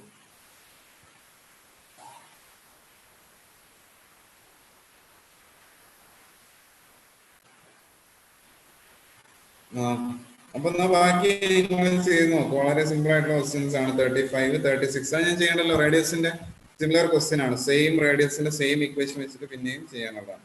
സോ അത് മൂന്നും നിങ്ങൾ ചെയ്യട്ടോ. ഞാൻ ചെയ്യേണ്ട ആവശ്യമില്ലല്ലോ.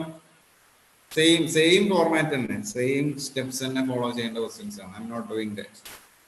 ഇനി അടുത്ത ക്വസ്റ്റ്യൻ നമ്പർ 38 നോക്കിയേ. The nuclei of which one of the following pairs are isotones? ഇതിനകത്ത് ആരാണ് ഐസോട്ടോൺസ് എന്ന് പറയുന്നത്? ഐസോട്ടോൺ എന്ന് പറഞ്ഞാൽ സെയിം നമ്പർ ഓഫ് ന്യൂട്രോൺസ്. അപ്പൊ പെട്ടെന്ന് നോക്കുമ്പോൾ നമുക്ക് മനസ്സിലാവില്ല. അപ്പൊ എന്ത് ചെയ്യാം? A-Z നോക്കിയാൽ മതി. A-Z n is equal to A-Z ആണ്. A-Z സെയിം വരുന്ന ഏതൊക്കെയാണെന്ന് ജസ്റ്റ് ചെക്ക് ചെയ്ത് നോക്കിയാൽ മതി. A-Z സെയിം വരുന്നത് ഏതൊക്കെ സ്പീഷീസിനാ? എ, ഓപ്ഷൻ എ കറക്റ്റ് അല്ലേ? ഓപ്ഷൻ എയിലെ A-Z എത്ര? 74 - 34 14 വരും. 71 - 31 14 തന്നെ വരും. Option A is correct. Option A എന്താണ്? കറക്റ്റ് ആണ്. So that is true. Okay, so it will B option A. Option A will be the answer. Option B എന്തിന് എക്സാമ്പിളാ? Option B എന്തിന് എക്സാമ്പിളാ? ഏത് ഐസോ ആണ് ഓപ്ഷൻ ബി? ഓപ്ഷൻ ബി എന്തിന് example ആണ്?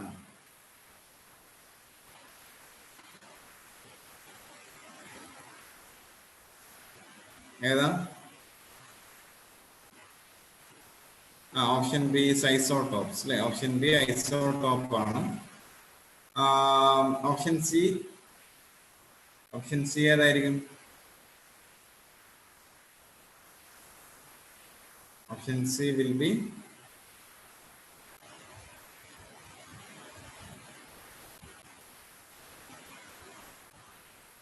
option C will be isobars. Isobars ആയിരിക്കും. Same number of nucleons. എന്നാൽ same number of protons plus neutrons. Mass number same ആയിരിക്കും.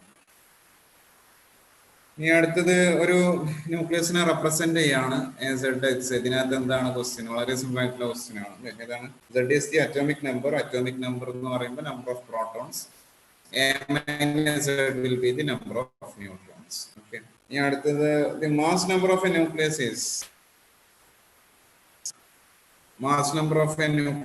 is always more than atomic number, always less than atomic number, sometimes equal to its atomic number, sometimes less than, sometimes more എന്നൊക്കെ പറഞ്ഞു. ഏതായിരിക്കും answer?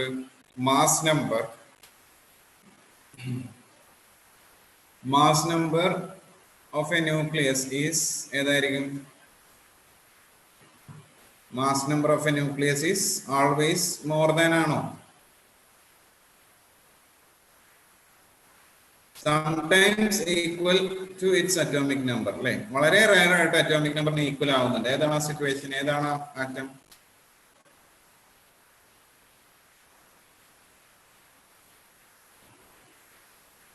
ഏതാണ് atom? Atomic നമ്പറും mass നമ്പറും equal ആവുന്ന ആരെങ്കിലും ഉണ്ടോ? ഹൈഡ്രജൻ അല്ലെ? ഹൈഡ്രജന്റെ കേസിൽ 1H1 ആണ് ഏറ്റവും സ്റ്റേബിൾ ആയിട്ടുള്ള ഐസോട്ടോപ്പ് എന്ന് പറയുന്നത്. So there it is same. അവിടെ അത് സെയിം ആണ്. പ്രോട്ടിയത്തില് എല്ലാം അത് സെയിം ആണ്. ബാക്കി എല്ലാത്തിലും എന്താണ്? Atomic number is more than, sometimes equal എന്നാണ് പറയുന്നത്. ഓൾവേസ് എന്ന് പറയാൻ പറ്റില്ല, ഒരു എക്സെപ്ഷൻ ഉണ്ട്. ഇനി അടുത്ത volume occupied by an atom is greater than the volume occupied by the nucleus by a factor of. Approximately എത്ര ഫാക്ടർ ആണ്, എത്ര ടൈംസ് ആണ് volume of the atom compared to that of molecule, compared to that of volume of the nucleus എന്നാണ് question. So ആറ്റത്തിന് നമ്മൾ spherical ആയിട്ട് consider ചെയ്യുകയാണെന്നുണ്ടെങ്കിൽ ആറ്റത്തിന്റെ radius almost ഏത് ഓർഡറിലാണ്? നമ്മളിപ്പോ ഹൈഡ്രജന്റെ റേഡിയസ് പറഞ്ഞിരുന്നു 0.53 ആങ്സ്ട്രം. അതിപ്പോ ഒരു അയോഡീനോ ബാക്കിയുള്ള ഒക്കെ ആണെന്നുണ്ടെങ്കിൽ എന്ത് ചെയ്യാം, 0.53 ആങ്സ്ട്രം അല്ല ഹെവിയർ ന്യൂക്ലിയസ് അല്ലെങ്കിൽ ഹെവിയർ ആറ്റം ആകുമ്പോൾ ഒരുപാട് ഓർബിറ്റ്സ് ഒക്കെ വരുമ്പോൾ എന്ത് ചെയ്യാം, റേഡിയസ് മാറാം, റേഡിയസ് ഇൻക്രീസ് ചെയ്യാം. It is of the order of 10 raised to minus 10. Radius is of the order of 10 raised to minus 10. ഏതിന്റെ? ആറ്റത്തിന്റെ റേഡിയസ്. ന്യൂക്ലിയസിന്റെ റേഡിയസ് ഏതാ? ഞാൻ പറഞ്ഞു ഫെംറ്റോമീറ്റർ ആണ് ന്യൂക്ലിയസിന്റെ റേഡിയസ് എന്ന് പറയുന്നത്. ഫെംറ്റോമീറ്റർ ആണ് ന്യൂക്ലിയസിന്റെ റേഡിയസ് എന്ന് പറയുന്നത്. Okay. So the radius of the nucleus or radius of the atom is 10 raised to 5 times more. 10 raised to minus 15 ആണോ minus 10 ആണോ വലുത്? 10 raised to minus 10 ആണ് വലുത്. Okay. So 10 raised to 5 times more ആണ് radius എന്ന് പറയുന്നത്. Radius is 10 raised to 5 times more, അല്ലേ? Almost it is more than 10 raised to 5 times. പക്ഷെ നമ്മൾ റേഡിയസ് അല്ല ചോദിച്ചത്, വോളിയം ആണ് ചോദിച്ചത്. വോളിയം എത്ര ടൈംസ് ആയിരിക്കും? റേഡിയസ് 10 raised to 5 ടൈംസ് ആണ് ന്യൂക്ലിയസിൻ്റെതിനേക്കാളും 10 raised to 5 ടൈംസ് ആണ് റേഡിയസ് എന്ന് പറയുന്നത്. അങ്ങനെയാണെങ്കിൽ volume is 4/3 pi R cube, അല്ലെ? ആർ ക്യൂബിന് പ്രൊപ്പോർഷണൽ ആണ്. Volume is proportional to R cube. So മനസ്സിലാക്കുക, ഈ റേഞ്ച് അറിഞ്ഞിരുന്നാൽ മതി, അപ്രോക്സിമേറ്റ്ലി എത്ര ആണെന്നാണ് ക്വസ്റ്റ്യൻ. സോ റേഡിയസ് എന്ന് പറയുന്നത് 10 raised to 5 ടൈംസ് മോർ ആണ്. അപ്പൊ വോളിയം എന്ന് പറയുന്നത് എത്ര ടൈംസ് മോർ ആയിരിക്കും? പെട്ടെന്ന് പറഞ്ഞ ആൻസർ. വോളിയം എന്ന് പറയുമ്പോൾ it will be 10 raised to 15 times, അല്ലേ? അതിന്റെ ക്യൂബ് ചെയ്യണം, ക്യൂബ് ആയിരിക്കും. will be cube. ഇനി അടുത്ത ക്വസ്റ്റ്യൻ നമ്പർ 42. ക്വസ്റ്റ്യൻ നമ്പർ 42 എന്ന് പറയുന്നത് Mn and Mp represent mass of neutron and proton respectively. If an element having atomic mass M has n neutrons and z protons, then the correct relationship will be, ഇതിനകത്ത് ഏതായിരിക്കും correct? ന്യൂക്ലിയസിന്റെ mass M ആണ്. Okay, atomic mass M ആണ്. N is the neutron and Z is the proton. The correct relation, ഇതിനകത്ത് ഏതായിരിക്കും correct relation? Total mass of the nucleus എന്ന് പറയുന്നത് ഏതായിരിക്കും? പെട്ടെന്ന് ആൻസർ പറഞ്ഞു. Total mass of the nucleus എന്ന് പറയുന്നത് ഇതിനകത്ത് ഏതായിരിക്കും?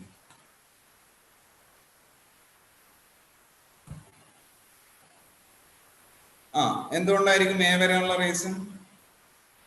Y is it A? എന്തുകൊണ്ടാണ്? എന്ന് വേണമെങ്കിൽ കീ നോക്കി പറയാലോ. എന്തുകൊണ്ടായിരിക്കും the mass will be less than the sum of mass? Mass defect, അല്ലേ? It will be due to mass defect. Mass defect കാരണമാണ് എന്ത് ചെയ്യുന്നത്? The actual mass will B slightly less than the sum of mass of neutrons and protons. അത് നമ്മൾ നേരത്തെ പറഞ്ഞാണ്. So it is mass defect. So option A will be the answer. Due to mass defect.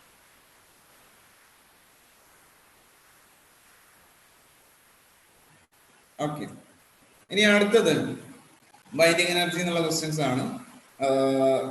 The binding energy per nucleon of lithium is തന്നിട്ടുണ്ട്. Binding energy per nucleon ആണ് തന്നിട്ടുള്ളത്. Okay. And that of helium is 10.06. ഇത് രണ്ടും തന്നിട്ടുണ്ട്. പിന്നെ ഒരു nuclear reaction തന്നിട്ടുണ്ട്. What is the value of Q release? ഈ ന്യൂക്ലിയർ റിയാക്ഷനിൽ റിലീസ് ചെയ്യുന്ന ക്യൂ എത്രയാണെന്നാണ് question. What is the heat released in a nuclear reaction? So heat released in a nuclear reaction ചോദിച്ചാൽ ദാറ്റ് ഈസ് ഗിവൺ ബൈ രണ്ട് രീതിയിലുള്ള questions ആണ് ഇങ്ങനെ വരുന്നത്. Okay. Energy released in a nuclear reaction. Nuclear റിയാക്ഷനിൽ release ചെയ്യുന്ന എനർജിനെ പറ്റി രണ്ട് രീതിയിലാണ് ക്വസ്റ്റ്യൻസ് വരിക. ഒന്ന് മാസ് തരും, റിയാക്ടൻസിന്റെ മാസ് തരും, പ്രോഡക്ട്സിന്റെ മാസ് തരും.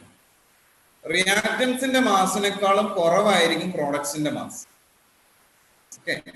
റിയാക്ടൻസിന്റെ മാസിനേക്കാളും കുറവായിരിക്കും പ്രോഡക്ട്സിന്റെ മാസ്. അങ്ങനെയാണെന്നുണ്ടെങ്കിൽ നമ്മൾ യൂസ് ചെയ്യേണ്ടത് ആ പ്രോഡക്ട്സിന്റെ മാസ് കുറച്ച് കുറഞ്ഞു. റിയാക്ടൻസിന്റെ മാസ് 20 അറ്റോമിക് മാസ് യൂണിറ്റ് ഉണ്ട്, പ്രോഡക്ട്സിന്റെ മാസ് 19 അറ്റോമിക് മാസ് യൂണിറ്റ്സേ ഉള്ളൂ. അങ്ങനെയാണെന്നുണ്ടെങ്കിൽ 1 അറ്റോമിക് മാസ് യൂണിറ്റ് കാണാനില്ല, പ്രോഡക്ട്സിന്റെ സൈഡിൽ കാണാനില്ല. അതവിടെ പോയി എനർജി ആയിട്ട് മാറി അല്ലേ. അപ്പോ അങ്ങനത്തെ ക്വസ്റ്റ്യൻസിൽ വരികയാണെങ്കിൽ എനർജി ഈസ് ഈക്വൽ ടു എന്താണ്, mass of reactants minus mass of products into C square ആയി. Mass of reactants minus mass of products into C square. അല്ലെങ്കിൽ ആ റിയാക്ഷന്റെ മാസ് ഡിഫക്ട് അല്ലേ, the mass defect of the reaction into C square. So delta M into C square എന്നാണ്. ഇനി മിക്കവാറും ഇത് തരം അറ്റോമിക് മാസ് യൂണിറ്റിലാണ്. അറ്റോമിക് മാസ് യൂണിറ്റിനെ നമ്മൾ കൺവേർട്ട് ചെയ്യാൻ വേണ്ടി 1.66 ഇൻറ്റു 10⁻⁻27 ചെയ്യണം, പിന്നെ സി സ്ക്വയർ ചെയ്യണം. പക്ഷെ ഈ എനർജി സാധാരണ പറയാം ഇലക്ട്രോൺ വോൾട്ടിലാണ്.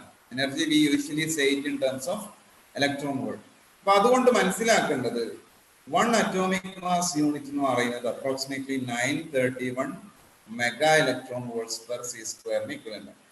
ഒരു റിയാക്ഷന്റെ മാസ് ഡിഫക്റ്റ് എന്ന് പറയുന്നത് 0.5 U ആണ് മാസ് ഡിഫക്റ്റ് ആയിട്ട് വന്നത്. അതായത് പ്രോഡക്ട്സിന്റെ സൈഡിലെ മാസ് റിയാക്ടൻസിന്റെ മാസിനേക്കാളും കുറവാണ്. അങ്ങനെയാണെങ്കിൽ റിലീസ് ചെയ്യുന്ന എനർജി എത്രയാണെന്ന് ചോദിച്ചാൽ 0.5 × 931 നേരിട്ട് ചെയ്യാം. അല്ലാതെ ഫുൾ ടൈം കൺവേർട്ട് ചെയ്തിട്ടൊക്കെ ചെയ്യുമ്പോഴേക്കും നിങ്ങൾ എക്സാം തീർന്നിട്ട് പോകും, എസ്പെഷ്യലി കീമൊക്കെ ആണെങ്കിൽ.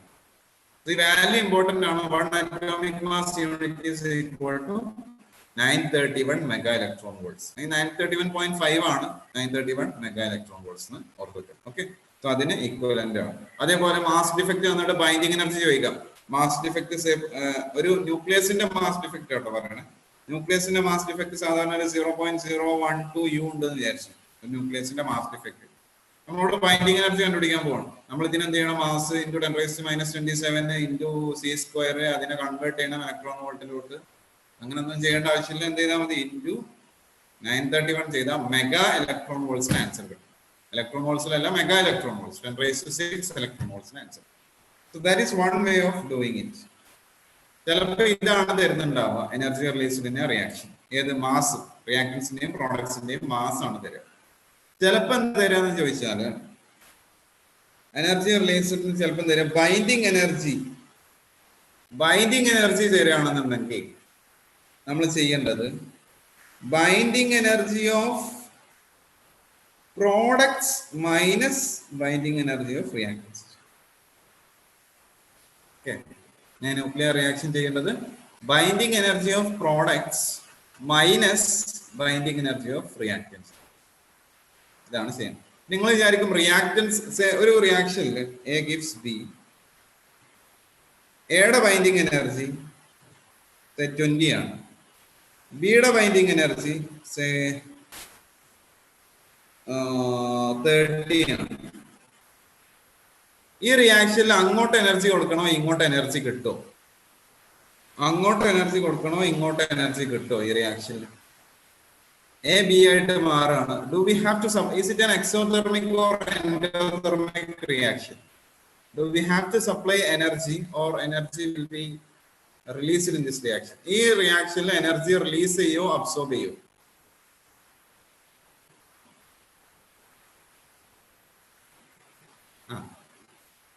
അബ്സോർബ് ചെയ്യുന്നതാണ് പറയുന്നത്. കാരണം പ്രോഡക്ട്സിന്റെ സൈഡിലാണല്ലോ എനർജി കൂടുതൽ. പക്ഷെ തെറ്റാണ്.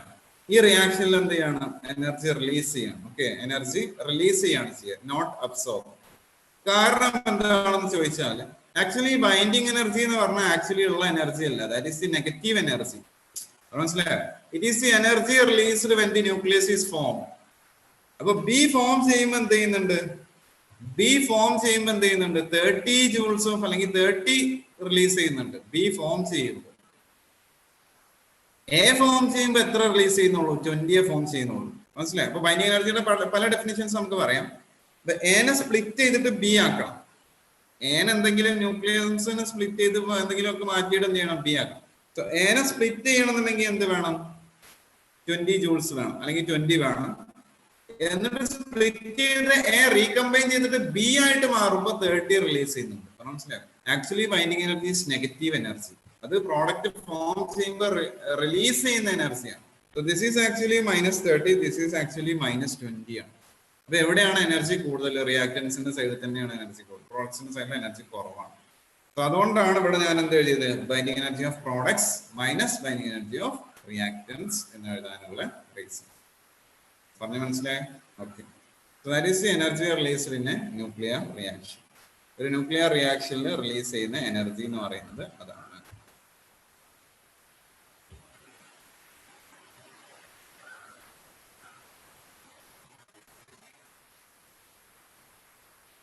നമുക്ക് ഈ ക്വസ്റ്റ്യൻ ചെയ്യാം. Let's do this question. Lithium എന്തായിട്ട് മാറാണ്? ഹീലിയം ആയിട്ട് മാറാണ് with certain amount of energy ആയിട്ട് മാറും. റിയാക്ഷൻ കംപ്ലീറ്റ് അല്ല, റിയാക്ഷൻ ഈസ് ഇൻകംപ്ലീറ്റ് അല്ലേ? ടു ബാലൻസ്ഡ് അല്ലല്ലോ ഇക്വേഷൻ ബാലൻസ്ഡ് അല്ല. സോ അതുകൊണ്ട് ബാലൻസ്ഡ് ആക്കുക. ഓക്കെ, കാരണം അവിടെ ഇവിടെ നമ്പർ ഓഫ് ന്യൂക്ലിയോൺസ് സെയിം അല്ലല്ലോ. So make the equation balanced ആക്കി. സോ ഇറ്റ് വിൽ ബി ഒരു 2 കൊണ്ട് മൾട്ടിപ്ലൈ ചെയ്യേണ്ടി വരും അല്ലേ? 2He പ്ലസ് Q എന്ന് വരും.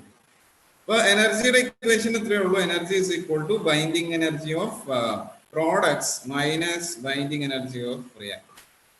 ബൈൻഡിങ് എനർജി ഓഫ് പ്രോഡക്ട്സ് എന്ന് പറയുമ്പോൾ തന്നിട്ടുള്ളത് 7.06 ആണ്. പക്ഷെ അതെന്തല്ല, ബൈൻഡിങ് എനർജി അല്ല, അത് ബൈൻഡിങ് എനർജി പെർ ന്യൂക്ലിയോൺ ആണ്. പറയാൻ മനസ്സിലായോ? ബൈൻഡിങ് എനർജി പെർ ന്യൂക്ലിയോൺ ആണ്.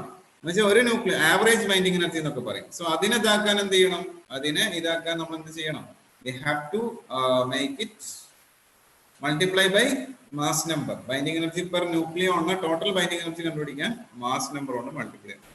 So products ന്റെ സൈഡിൽ 2 ഹീലിയം ഉണ്ട്. സോ 2 into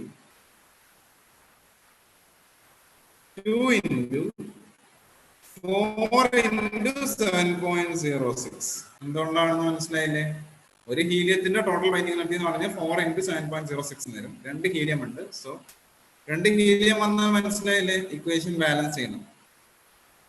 മൈനസ് പ്രോഡക്ട്സിന്റെ സൈഡില് 7 into റിയാക്ടൻസിന്റെ സൈഡിൽ 7 into 5.06. 7 into 5.06. ഈ ഹൈഡ്രജന്റെ കേസിൽ നമ്മൾ ബൈൻഡിങ് എനർജി ഉണ്ടെന്ന് പറയാറില്ല. കാരണം ഹൈഡ്രജന്റെ കേസിൽ ബൈൻഡ് ചെയ്യാൻ എനർജിയുടെ ആവശ്യം വരും. ആകെ ഒരു പ്രോട്ടോൺ മാത്രമേ ഉള്ളൂ. ഇതാണ് അപ്പൊ അതിന്റെ ആൻസർ വരും. ആൻസർ ഇത് ചെയ്താൽ എത്ര കിട്ടുക? പെട്ടെന്ന് പറഞ്ഞേ. 8 into 7 ജസ്റ്റ് പറഞ്ഞാൽ മതി. 8 into 7 minus 7 into 5 ഏകദേശം എത്ര വരും? 8 into 7 0.06 അവിടെ നിൽക്കട്ടെ. 5.60 ആണല്ലേ? സോറി, 5.60 ആണ്. 8 into 7 minus 7 into 5.6. So approximately കിട്ടാൻ പോകുന്നത് 16 point something ആണ്. അല്ലെങ്കിൽ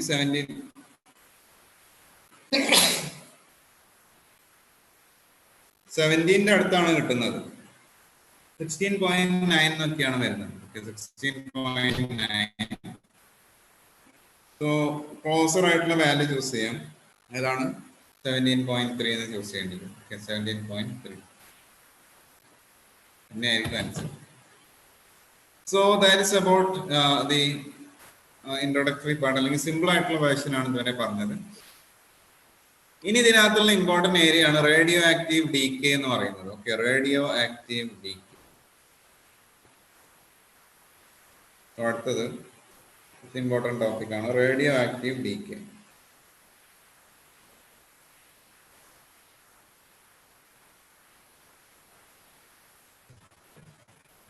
റേഡിയോ ആക്റ്റീവ് ഡീകെ എന്ന് പറയുമ്പോൾ എന്താണ്? ഒരു ന്യൂക്ലിയസ് വേറൊരു ന്യൂക്ലിയസ് ആയിട്ട് സം ഡീകെ പ്രോസസ് വഴി എന്ത് ചെയ്യണം? ഒരു ന്യൂക്ലിയസ് വേറൊരു ന്യൂക്ലിയസ് ആയിട്ട് മാറണം. ഇതിനെയാണ് നമ്മൾ എന്തെന്ന് പറയുന്നത്? റേഡിയോ ആക്റ്റീവ് ഡീകെ എന്ന് പറയുന്നത്. സോ അതിന്റെ തിയറി പാർട്ടിലോട്ടും എന്തുകൊണ്ട് ഡീകെ എന്നുള്ളതിലോട്ടൊന്നും നമ്മളിപ്പോ കടക്കുന്നില്ല. നമ്മൾ different types of decay direct പറയാൻ പോവാണ്. എക്സാം പോയിന്റ് ഓഫ് വ്യൂലാണ് നമ്മളിപ്പോ ഇനി പഠിക്കാൻ പോകുന്നത്. Alpha decay. ആൽഫ ഡീക്കേ എന്ന് പറഞ്ഞാൽ എന്താണ്? ഒരു ന്യൂക്ലിയസിന്റെ ഉള്ളിൽ നിന്ന് ഒരു ആൽഫ പാർട്ടിക്കിൾ പുറത്തോട്ട് പോകും.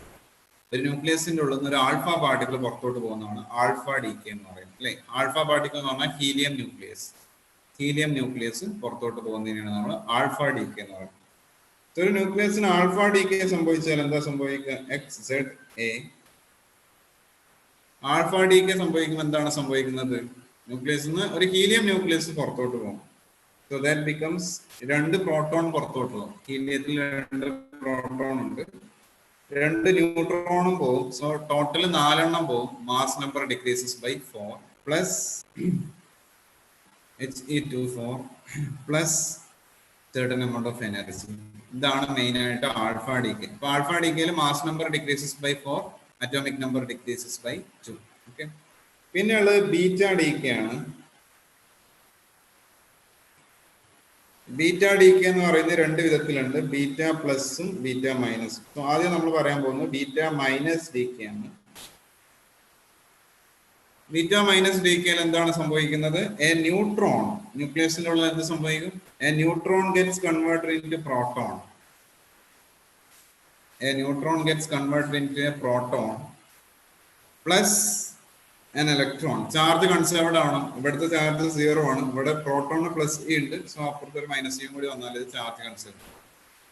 Plus an antineutrino. ഒരു ആന്റി ന്യൂട്രീനോ എന്ന് പറയുന്ന ഒരു ബൈ പ്രോഡക്റ്റും കൂടി ഇതിന്റെ കൂടെ. ഇതാണ് ന്യൂക്ലിയസിന്റെ ഉള്ളിൽ ആക്ച്വലി നടക്കുന്നത്. സോ ന്യൂക്ലിയസിന് എന്താണ് സംഭവിക്കുന്നത്? A neutron is getting converted into a proton. Okay. അപ്പോ പ്രോട്ടോണിന്റെ എണ്ണം 1 കൂടും, ന്യൂട്രോണിന്റെ എണ്ണം 1 കുറയും. അപ്പോ അറ്റോമിക് നമ്പർ 1 കൂടും, കാരണം പ്രോട്ടോണിന്റെ എണ്ണം 1 കൂടുന്നുണ്ട്, ന്യൂട്രോണിന്റെ എണ്ണം 1 കുറയുന്നുണ്ട്. അപ്പൊ മാസ് നമ്പർ 1 കുറയണം. പക്ഷെ അപ്പുറത്ത് പ്രോട്ടോണിന്റെ എണ്ണം ഒരെണ്ണം കൂടുന്നുണ്ട്. So mass number remains same, -1 +1 ആയിട്ടുണ്ട്. സോ പ്രോട്ടോൺ 1 കൂടുന്നുണ്ട്, ന്യൂട്രോൺ 1 കുറയുന്നുണ്ട്. So mass number remains same. So X എന്ന് പറയുന്ന ന്യൂക്ലിയസ് ബീറ്റ മൈനസ് ഡീക്കേ നടത്തുമ്പോൾ എന്താണ് സംഭവിക്കുന്നത്? വൈ എന്ന് പറയുന്ന ന്യൂക്ലിയസ് ആയിട്ട് മാറും. Atomic number increases by 1, mass number remains same, plus electron. ഈ ഇലക്ട്രോണിനെയാണ് നമ്മൾ ബേസിക്കലി ബീറ്റ മൈനസ് പാർട്ടിക്കിൾ എന്ന് പറയുന്നത്. Okay. Plus antineutrino plus certain amount of energy will be released. കുറച്ച് എനർജി റിലീസ് ചെയ്യും. പിന്നെ ഉള്ളതാണ് ഗാമ ഡീക്കേ. സോറി, ഗാമ അല്ല, beta plus പറഞ്ഞിട്ടില്ല. ന്യൂട്രോൺ. ഇവിടെ എന്തുണ്ട്? പ്ലസ് ഉണ്ട്. പ്ലസ് ഇലക്ട്രോൺ ആണ് ചാർജ്. അപ്പുറത്ത് ന്യൂട്രോൺ ചാർജ് ഇല്ല. ഒരു പോസിട്രോൺ എന്ന് പറയുന്ന സംഭവം, ഇ പ്ലസ് പറഞ്ഞ ഇലക്ട്രോണിന്റെ ആന്റി പാർട്ടിക്കിൾ ആണ് പോസിട്രോൺ എന്ന് പറയുന്നത്. Same mass and other properties of electron, ബാക്കി എല്ലാ പ്രോപ്പർട്ടീസും സെയിം ആണ്, ചാർജ് മാത്രം വ്യത്യാസം. ഇലക്ട്രോണിന്റെ ചാർജ് നേരെ പോസിറ്റീവ് ആകുന്ന സംഭവം. പ്ലസ് ഒരു ന്യൂട്രിനോ എന്ന് പറയുന്ന ഒരു സംഭവം കൂടി. ഇതിന്റെ ഇക്വേഷൻ എഴുതാണെങ്കിൽ X Z A. What happens to the daughter nucleus? ഒരു പ്രോട്ടോൺ ന്യൂട്രോൺ ആയിട്ട് മാറി. മാറ്റർ ആന്റി മാറ്റർ, അതായത് പാർട്ടിക്കിൾ ആന്റി പാർട്ടിക്കിൾ പെയർസ് ഒരുപാടുണ്ട്. ഓക്കെ. ന്യൂട്രിനോന്റെ ആന്റി പാർട്ടിക്കിൾ ആണ് ആന്റി ന്യൂട്രിനോ എന്ന് പറയുന്നത്. എല്ലാ പാർട്ടിക്കിളിലും ഒരു ആന്റി പെയർ ഉണ്ടാവും, ഒരു പെയർ ഉണ്ടാവും. ഈ പെയർ കൂടി ചേർന്നാൽ എന്തായിട്ട് മാറും? എനർജി ആയിട്ട് മാറും. അതിനെ നമ്മൾ പെയർ അനിഹിലേഷൻ എന്ന് പറയും. അപ്പോൾ ഇലക്ട്രോണും പോസിട്രോണും കൂടി കമ്പൈൻ ചെയ്താൽ ഗാമ റേഡിയേഷൻ ആയിട്ട് മാറും, എനർജി ആയിട്ട് മാറും. അപ്പൊ അവിടെ പെയർ ഇല്ലാതായി, അല്ലെ? പെയർ ഇല്ലാതെയായി. ഇതിനെയാണ് നമ്മൾ പെയർ അനിഹിലേഷൻ. പെയർ ഇല്ലാണ്ടാവുന്നതിനാണ് നമ്മൾ അനിഹിലേഷൻ എന്ന് പറയുന്നത്. പെയർ അനിഹിലേഷൻ, അല്ലെ? കാസ്റ്റ് അനിഹിലേഷൻ, പോവർട്ടി അനിഹിലേഷൻ എന്ന് കേട്ടത്. So pair ഇല്ലാണ്ടാവും. സോ ഇതിനെയാണ് നമ്മൾ എന്തെന്ന് പറയുന്നത്? Pair annihilation. അതേപോലെ തന്നെ നേരെ തിരിച്ചും എന്ത് ചെയ്യാം? ഗാമ സ്പ്ലിറ്റ് ചെയ്തിട്ട് എന്താവാം? റേഡിയേഷൻ എന്തായിട്ട് മാറുന്നു? പെയർ ആയിട്ട് മാറുന്നു. റേഡിയേഷൻ സ്പ്ലിറ്റ് ചെയ്തിട്ട് എന്തായിട്ട് മാറുന്നു? എനർജി എപ്പോഴും മാറ്റർ ആയിട്ട് മാറ്റർ എനർജി ആവാം, എനർജി മാറ്റർ ആവാം. അങ്ങോട്ടും ഇങ്ങോട്ടും ഇന്റർ കൺവേർട്ടിബിൾ ആണ്, അല്ലെ? എനർജി മാറ്റർ ആയിട്ട് മാറുമ്പോൾ എപ്പോഴും എന്തായിട്ടുണ്ടാവാം? പാർട്ടിക്കിൾ ആന്റി പാർട്ടിക്കിൾ പെയർ ആയിട്ടുണ്ടാവാം. ഓക്കെ. സോ ഇവിടെ എന്താണ്? This is called pair production. ഇതിന് നമ്മൾ പെയർ പ്രൊഡക്ഷൻ എന്ന് പറയും. ഇതിന് നമ്മൾ പെയർ അനിഹിലേഷൻ. അതേപോലെ തന്നെയാണ് ആരും ന്യൂട്രിനോയും ആന്റി ന്യൂട്രിനോയും. അതുപോലെ ഒരുപാട് പാർട്ടിക്കിൾ ആന്റി പാർട്ടിക്കിൾ പെയർസ് ഉണ്ട്. അതിലോട്ടൊന്നും ഞാനിപ്പോൾ കടക്കുന്നില്ല. സോ ഇവിടെ മാസ് നമ്പർ ഡിക്രീസസ് ഇല്ല, mass number remains same. Atomic number decreases by 1. Atomic number decreases by 1 plus positron plus ഇതാണ് ബീറ്റ പ്ലസ് ഡി കെ എന്ന് പറയുന്നത്. Okay, beta plus D. So that is about beta plus D K. ഇനി അടുത്താണ് gamma D.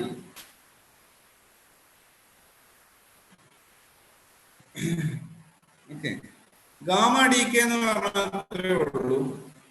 ന്യൂക്ലിയസിന് എന്തുണ്ട്? നമ്മൾ ഇലക്ട്രോണിന് പറഞ്ഞു ground state ഉണ്ട് അല്ലെ, ഹൈഡ്രജൻ ആറ്റത്തിൽ ഗ്രൗണ്ട് സ്റ്റേറ്റ് ഉണ്ട്, എക്സൈറ്റഡ് സ്റ്റേറ്റ് ഉണ്ട്. ന്യൂക്ലിയസിനും എന്തുണ്ട്? ഗ്രൗണ്ട് സ്റ്റേറ്റും എക്സൈറ്റഡ് സ്റ്റേറ്റ് ഒക്കെ ഉണ്ട്.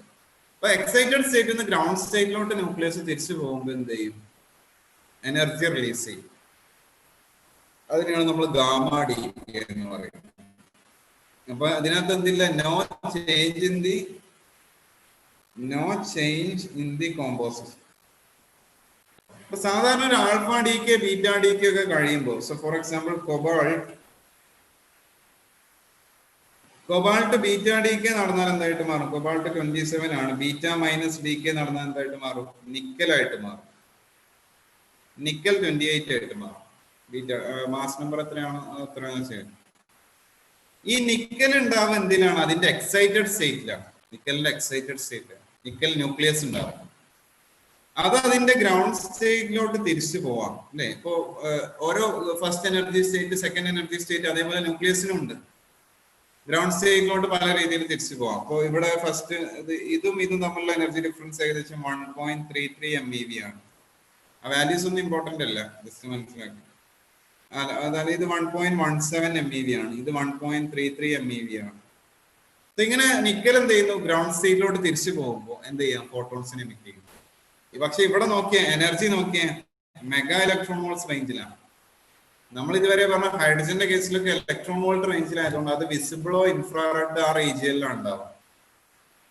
വിസിബിൾ, ഇൻഫ്രാറെഡ്, അൾട്രാ വയലറ്റ് ആ റീജിയനിലാണ് കിടക്കുന്നത്. ഇത് മെഗാ ഇലക്ട്രോൺ വോൾട്ടാ. കളി മാറി ഇത് ഏതാണ്? ഗാമ റീജിയനിലാണ്. വെരി ഹൈ എനർജറ്റിക് ഫോട്ടോൺസ് ആണ് ഇതിനകത്ത് ഉണ്ടാവുക. ഓക്കെ, സോ അതാണ് ഗാമ ഡി കെ കൊണ്ട് നമ്മൾ ഉദ്ദേശിക്കുന്നത്. Gamma decay. ഇതിൽ നിന്ന് ഒരു ക്വസ്റ്റ്യൻ ഉണ്ട്. ഈ ഇതിൽ നിന്നൊക്കെ ഇടയ്ക്കിടയ്ക്ക് കീമിനൊക്കെ സ്ഥിരമായിട്ട് ചോദിക്കുന്നതാണ് alpha beta gamma D K എന്നൊക്കെയുള്ള ക്വസ്റ്റ്യൻസ്. നമ്മൾ ജസ്റ്റ് ഒന്ന് നോക്കി വെച്ചത്. ഇതൊക്കെ ചെറിയ ക്ലാസ്സിലെ നമ്മൾ പഠിക്കുന്ന സംഭവങ്ങളാണെന്നാണ് എൻ്റെ ഓർമ്മ. സോ അതിൽ നിന്നുള്ള ഒരു ക്വസ്റ്റ്യൻ ഉണ്ട്. Alpha particle, beta particle. So ഇത് ഈ പറഞ്ഞ ഡി കെ വെച്ചിട്ടുള്ളതൊന്നല്ല, അവരുടെ പെനിട്രേറ്റിംഗ് പവർ വെച്ചിട്ടുള്ള ക്വസ്റ്റ്യൻ ആണ്. സോ പെനിട്രേറ്റിംഗ് പവർ ഇങ്ങനെ ഇടയ്ക്ക് ചിലപ്പോൾ ക്വസ്റ്റ്യൻ ചോദിക്കാൻ പറ്റും. നോട്ട് ചെയ്ത് വെക്കുക. പെനിട്രേറ്റിംഗ് പവർ ആർക്കാണ് കൂടുതൽ? ഗാമ, പിന്നെ ബീറ്റ, പിന്നെ ആൽഫ.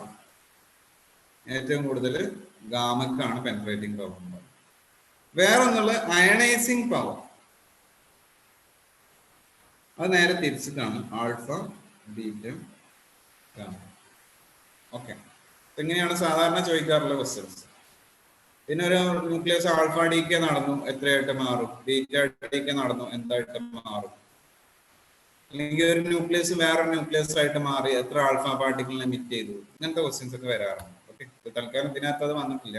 അങ്ങനത്തെ ക്വസ്റ്റ്യൻസ് ഒക്കെയാണ് ഇതിനകത്ത് നിന്ന് സാധാരണ വരാറുണ്ട്. സോ സിമ്പിൾ ക്വസ്റ്റ്യൻസ് ആയിരിക്കും ഈ alpha beta gamma D K എന്നുള്ള ക്വസ്റ്റ്യൻസ്. അപ്പൊ നിങ്ങൾ പ്രീവിയസ് ഇയർ ക്വസ്റ്റ്യൻസ് ഒക്കെ ജസ്റ്റ് നോക്കുക. Okay, so that is about it. ഇനിയാണ് നമ്മൾ റേഡിയോ ആക്റ്റീവ് ഡി കെ അതിനെ ക്വാളിറ്റേറ്റീവ്ലി അനലൈസ് ചെയ്യാൻ പോകും. ക്വാളിറ്റേറ്റീവ് അനലൈസ് എന്ന് വെച്ചാൽ law of radio active D K.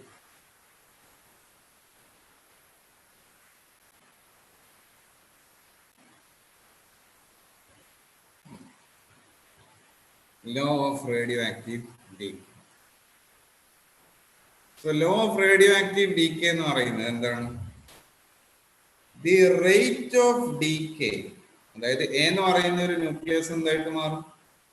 ഏതെങ്കിലും ഒരു ഡീകേ പ്രോസസ് വഴി ബി ആയിട്ട് മാറും.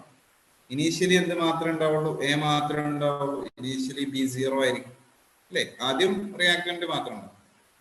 പിന്നെ എയുടെ എണ്ണം എന്ത് ചെയ്യും? കുറഞ്ഞു വരും. ബിയുടെ എണ്ണം കൂടി വരും അല്ലെ? എയുടെ എണ്ണം ഇങ്ങനെ കുറഞ്ഞു വരും, ബിയുടെ എണ്ണം കൂടി. So the rate of decay of A, അതായത് റേറ്റ് ഒരു സെക്കൻഡിൽ യൂണിറ്റ് ടൈമിൽ എത്ര ഡീകേ ചെയ്തു പോകുന്നു, that is proportional to the number of active nuclei remaining in the sample. എന്ന് വെച്ചാൽ A എത്ര ബാക്കിയുണ്ട് അതിന് പ്രൊപ്പോർഷണൽ ആണെന്നാണ് law of radioactive decay പറയുന്നത്.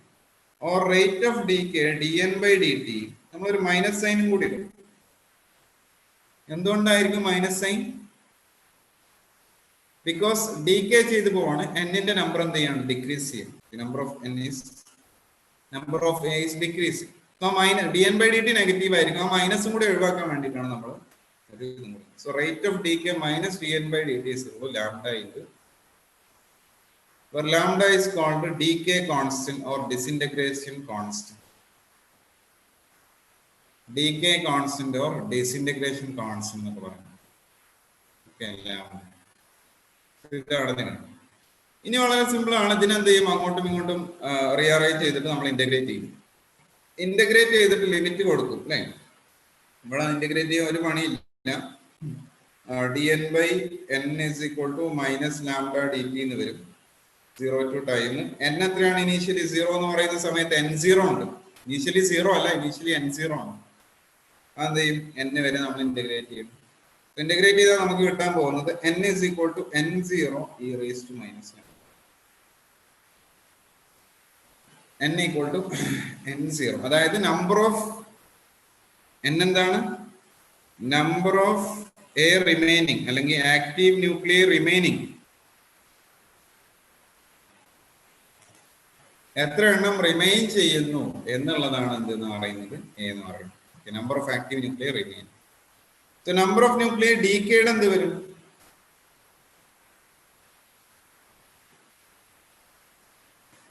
നമ്പർ ഓഫ് ന്യൂക്ലിയർ ഡീക്കേഡ് എത്ര ഡീക്കേ ചെയ്ത് പോയി എന്നുള്ള എത്രയും വരും.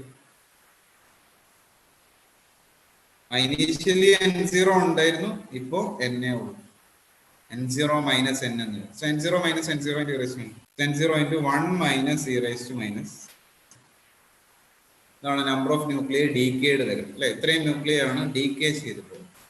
ഇനി ഒന്ന് ആലോചിച്ച് നോക്കിയാൽ നമ്പർ ഓഫ് ന്യൂക്ലിയർ ഡീക്കേഡ് തന്നെ അല്ലേ നമ്പർ ഓഫ് പ്രോഡക്ട്സ് ഫോം അല്ലെ. എത്ര ന്യൂക്ലിയർ ഡീക്കേ ചെയ്തോ അത്രയും പ്രോഡക്ട്സ് ഫോം ചെയ്യും. So this is actually number of products form. Number of products plus number of reactants remaining ചെയ്താൽ എന്താ കിട്ടുക, ഇനീഷ്യലി ഉണ്ടായിരുന്ന n0 തന്നെ കിട്ടും. Okay, so that's about. ഇനി ഇതിനകത്ത് വരുന്ന ഇമ്പോർട്ടന്റ് ഏരിയ ആണ് ഹാഫ് ലൈഫ്. ഹാഫ് ലൈഫ് എന്ന് പറയുന്ന സംഭവം എന്താണ്? ഹാഫ് ലൈഫ് എന്ന് പറഞ്ഞാൽ n0 to n0/2 ആവാൻ ഇപ്പോഴുള്ള ആക്റ്റീവ് ന്യൂക്ലിയർ അതിന്റെ നേരെ പകുതി ആവാൻ എടുക്കുന്ന ടൈമിനെയാണ് നമ്മൾ ടി ഹാഫ് എന്ന് പറയുന്നത്. നമ്മൾ ആ ഇക്വേഷനിൽ സബ്സ്റ്റിറ്റ്യൂട്ട് ചെയ്യുകയാണെങ്കിൽ n0/2 is equal to n0 into e raised to minus lambda t half. by 2 കട്ടായി പോകും. ഇവിടെ 1/2 വരും. 1/2 is equal to e raised to minus lambda t half. Reciprocal എടുത്താൽ e raised to lambda t half is equal to 2 എന്ന് കിട്ടും. Log എടുത്താൽ e ഒഴിവാക്കാൻ പറ്റും. അവസാനം നമുക്ക് t half is equal to ln2 by lambda എന്ന് കിട്ടും. ln2 ന്റെ വാല്യൂ 0.693 by lambda. ഇതാണ് ടി ഹാഫ് എന്ന് പറയുന്നത്. This is called T half life. Okay, ഒരു ഹാഫ് ലൈഫ് കഴിഞ്ഞാൽ എന്തായിട്ട് മാറും? ഇപ്പോൾ നേരെ പകുതിയാവും. അവിടുന്ന് ഒരു ഹാഫ് ലൈഫും കൂടി കഴിഞ്ഞാൽ അപ്പോഴുള്ളതിന്റെ നേരെ പകുതി. ഇപ്പൊ എന്താണോ ഉള്ളത് അതിന്റെ നേരെ പകുതി ആവാൻ എടുക്കുന്ന ടൈമാണ് T half. So n T halves കഴിഞ്ഞാൽ after n T halves after t is equal to n t halves, number of active nuclei എത്രയാണ്? number of active nuclei becomes first t half കഴിഞ്ഞ n0/2, അടുത്ത കഴിഞ്ഞാൽ ഇനി ബാക്കിയുള്ള n0/2 ആണ്, അതിന്റെ പകുതിയാവും. അപ്പൊ ആദ്യം n0 ഉള്ള n0/2 ആവും, പിന്നെ അതിന്റെ പകുതിയാവും n0/4 ആവും, പിന്നെ അതിന്റെ പകുതിയാവും n0/8 ആവും. അങ്ങനെ after n t halves it becomes n0/2 raised to n. or n നെ വേണമെങ്കിൽ എന്ത് എഴുതാം? n0 divided by 2 raised to t/t half. ഇതിനകത്ത് ഇമ്പോർട്ടന്റ് ആയിട്ട് നോക്കേണ്ടത് n not necessarily an integer. necessarily an integer. Integer തന്നെ ആവണമെന്നൊന്നുമില്ല. Integer തന്നെ ആവണം എന്നൊന്നും ഇല്ല. And not necessarily an integer. So for example, half life എന്ന് പറയുന്നത് 10 years ആണ്. 10 years ആണ്. ഹാഫ് ലൈഫ് എന്ന് പറയുന്നത് 10 years ആണ്. 5 years കഴിഞ്ഞാൽ എത്ര ബാക്കി ഉണ്ടാവും? ഇനീഷ്യലി N0 ഉണ്ടായിരുന്നു. 5 years കഴിഞ്ഞാൽ എത്ര ആക്റ്റീവ് ന്യൂക്ലിയൈ ബാക്കി ഉണ്ടാവും? പെട്ടെന്ന് പറഞ്ഞു. 5 years കഴിഞ്ഞാൽ എത്ര ആക്റ്റീവ് ന്യൂക്ലിയൈ ബാക്കി ഉണ്ടാവും ഒരാൾ ചോദിക്കണം. N0/2 ആണോ? എങ്ങനെ N0/2 ആവുക? അത് ഹാഫ് ലൈഫ് 10 അല്ലേ? അപ്പൊ N0/2 ആവാൻ 10 years എടുക്കണം. അപ്പോ സ്റ്റാർട്ടിങ് 5 years കഴിഞ്ഞാൽ എത്ര ബാക്കി ഉണ്ടാവും? അങ്ങനെ N0/4 ആവാം. 10 years ഉണ്ടല്ലോ, പകുതി ആവുള്ളൂ. 5 ഹാഫ് ലൈഫ് അല്ല ചോദിച്ചത്, 5 years ഉണ്ട്. 5 ഹാഫ് ലൈഫ് എന്ന് പറയുമ്പോൾ 50 years ആവണം. 10 years ആണ് ഒരു ഹാഫ് ലൈഫ്. 10 years ആണ് ഒരു ഹാഫ് ലൈഫ്.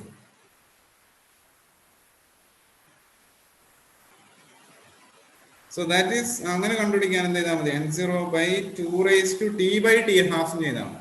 എന്ന് പറഞ്ഞാൽ ഇത് പകുതി ഹാഫ് ലൈഫ് അല്ലേ? ഹാഫ് ലൈഫിന്റെ പകുതി അല്ലേ 5 years എന്ന് പറയുന്നത്? എന്നുവെച്ചാൽ 5/10 അല്ലേ? That is half. So 2⁻½ ആണ്. N0/√2 എന്നാണ് ആക്ച്വലി വരിക. N0/2 ആവാൻ 10 years എടുക്കണം എന്നുണ്ടെങ്കിൽ 5 yearsന്റെ ഉള്ളിൽ അതെങ്ങനെ N0/2 ആവാൻ പകുതി ആവാൻ എത്രയും ടൈം എടുക്കും? 10 years എടുക്കും. പിന്നെ 5 years കൊണ്ട് N0/4 ആവുന്നത് പകുതി ആവാൻ തന്നെ എത്ര എടുക്കും? മനസ്സിലായോ? സോ N0/4 ആവാൻ 20 years എടുക്കും. 2 ഹാഫ് ലൈഫ് വേണം. ഇവിടെ ഒരു ഹാഫ് ലൈഫ് കഴിഞ്ഞിട്ട്. സോ 2⁻½ എന്ന് പറഞ്ഞാൽ ശ്രദ്ധിച്ചിട്ട് ചെയ്യാം. ഓക്കെ, അതാണ് ഹാഫ് ലൈഫിന്റെ കേസ്. പിന്നെ ഇതിനകത്തുള്ളതാണ് mean life. Mean life or average life. Mean life or average life. Okay. So mean life അതിന്റെ definition എന്താണെന്ന് ചോദിച്ചാൽ sum of lives divided by total number. Total number. അതായത് ഡെഫിനിഷൻ അത്ര ഇമ്പോർട്ടന്റ് അല്ല. ഇത്രേ ഉള്ളൂ ഡെഫിനിഷന്റെ മീനിങ്. അതായത് എല്ലാ ന്യൂക്ലിയയും ഒരുമിച്ചാണോ ഡീകേ ചെയ്തു പോകുന്നത്? അല്ല, ഓരോരുത്തരും ഓരോ സമയത്താണ് ഡീകേ ചെയ്തു പോകുന്നത്. പകുതി ആൾക്കാർ എന്ത് ചെയ്യും? ഹാഫ് ലൈഫിന്റെ മുന്നേ ഡീകേ ചെയ്തു പോകും. ബാക്കിയുള്ളതിന്റെ പകുതി അടുത്ത ടി ഹാഫില്, അതിന്റെ ഇനിയും ബാക്കിയുള്ളതിന്റെ പകുതി അടുത്ത ടി ഹാഫില്, അങ്ങനെ പോവാണ് ചെയ്യുന്നത്.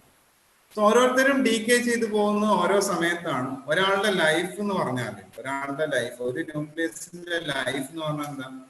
അത് ഡീകേ ചെയ്യാൻ എടുക്കുന്ന ടൈമാണ് അയാളുടെ ലൈഫ്. സോ ഓരോരുത്തരും ഓരോ സമയത്താണ് ഡീകേ ചെയ്ത് പോവുക. അവസാനത്തെ ന്യൂക്ലിയർ ഡീകേ ചെയ്യാൻ അപ്രോക്സിമേറ്റ് അല്ലെങ്കിൽ ടെൻഡിങ് ടു ഇൻഫിനിറ്റി ആയിരിക്കും. സോ എല്ലാത്തിന്റെ ലൈഫും കൂടി ആഡ് ചെയ്യാം, ഡിവൈഡ് ബൈ ടോട്ടൽ നമ്പർ ചെയ്യാം. അതിന്റെ ഡെറിവേഷൻ വളരെ കോംപ്ലിക്കേറ്റഡ് ആണ്. വളരെ കോംപ്ലിക്കേറ്റഡ് അല്ല, എന്നാലും നമുക്ക് ആവശ്യമില്ല, അവിടെയില്ല. So T average is 1/λ. 1/λ ആണ് T average. Average life is T average is equal to 1/λ ആണ്. ഇനി T half by T average എന്ത് വരും? LN2 or 0.693 എന്നൊക്കെ വരും. 0.69 LN2 or 0.693. LN2/λ ആണല്ലോ, അപ്പൊ ലാംഡയും കട്ടായി പോകും. 0.69. So that is about T half and mean life and T half. Okay. ഇനി ഇതിനകത്ത് വരുന്ന വേറൊരു സംഭവമാണ് ആക്ടിവിറ്റി എന്ന് പറയുന്നത് ക്വാണ്ടിറ്റി. ആക്ടിവിറ്റി. അപ്പൊ ആക്ടിവിറ്റി എന്ന് പറഞ്ഞാൽ എത്രയേ ഉള്ളൂ? ആക്ടിവിറ്റി എ എന്നാണ് നമ്മൾ ഡിനോട്ട് ചെയ്യാം. Rate of decay. Rate of decay, ഒരു സെക്കൻഡിൽ എത്ര ഡീകേ നടക്കുന്നു? That is activity is equal, ഒരു സെക്കൻഡിൽ എത്ര ഡീകേ നടക്കുന്നു? -dn/dt. മൈനസ് വരാനുള്ള റീസൺ പറഞ്ഞു. ഈക്വൽ നമുക്ക് ഓൾറെഡി അറിയാം, λn ആണ്. So activity is equal to lambda into n, that is lambda into n0 e raised to minus lambda t. N equal to n0 e raised to minus lambda t. ഈ lambda into n0 നമുക്ക് എന്ത് എഴുതാം? A0 called initial activity, constant അല്ലേ? So A can be written as A0 e raised to minus lambda t. ഇതും എങ്ങനെ തന്നെയാണ് decay ചെയ്യുന്നത്? Exponentially decay ചെയ്യുന്നതാണ്. ആക്ടിവിറ്റി ഹാഫ് ലൈഫ് കഴിയുമ്പോഴൊക്കെ എത്രയായിട്ട് മാറും? A0/2 raised to n എന്നൊക്കെ പറയുന്ന സെയിം ഹാഫ് ലൈഫ് സെയിം സംഭവങ്ങളൊക്കെ നമുക്ക് ഇവിടെ അപ്ലൈ ചെയ്യാം. ഇതാണ് ആക്ടിവിറ്റി എന്ന് പറയുന്നത്. That is called activity. Okay, so ആക്ടിവിറ്റിയുടെ യൂണിറ്റ് എന്താണ്? യൂണിറ്റ് ഓഫ് ആക്ടിവിറ്റി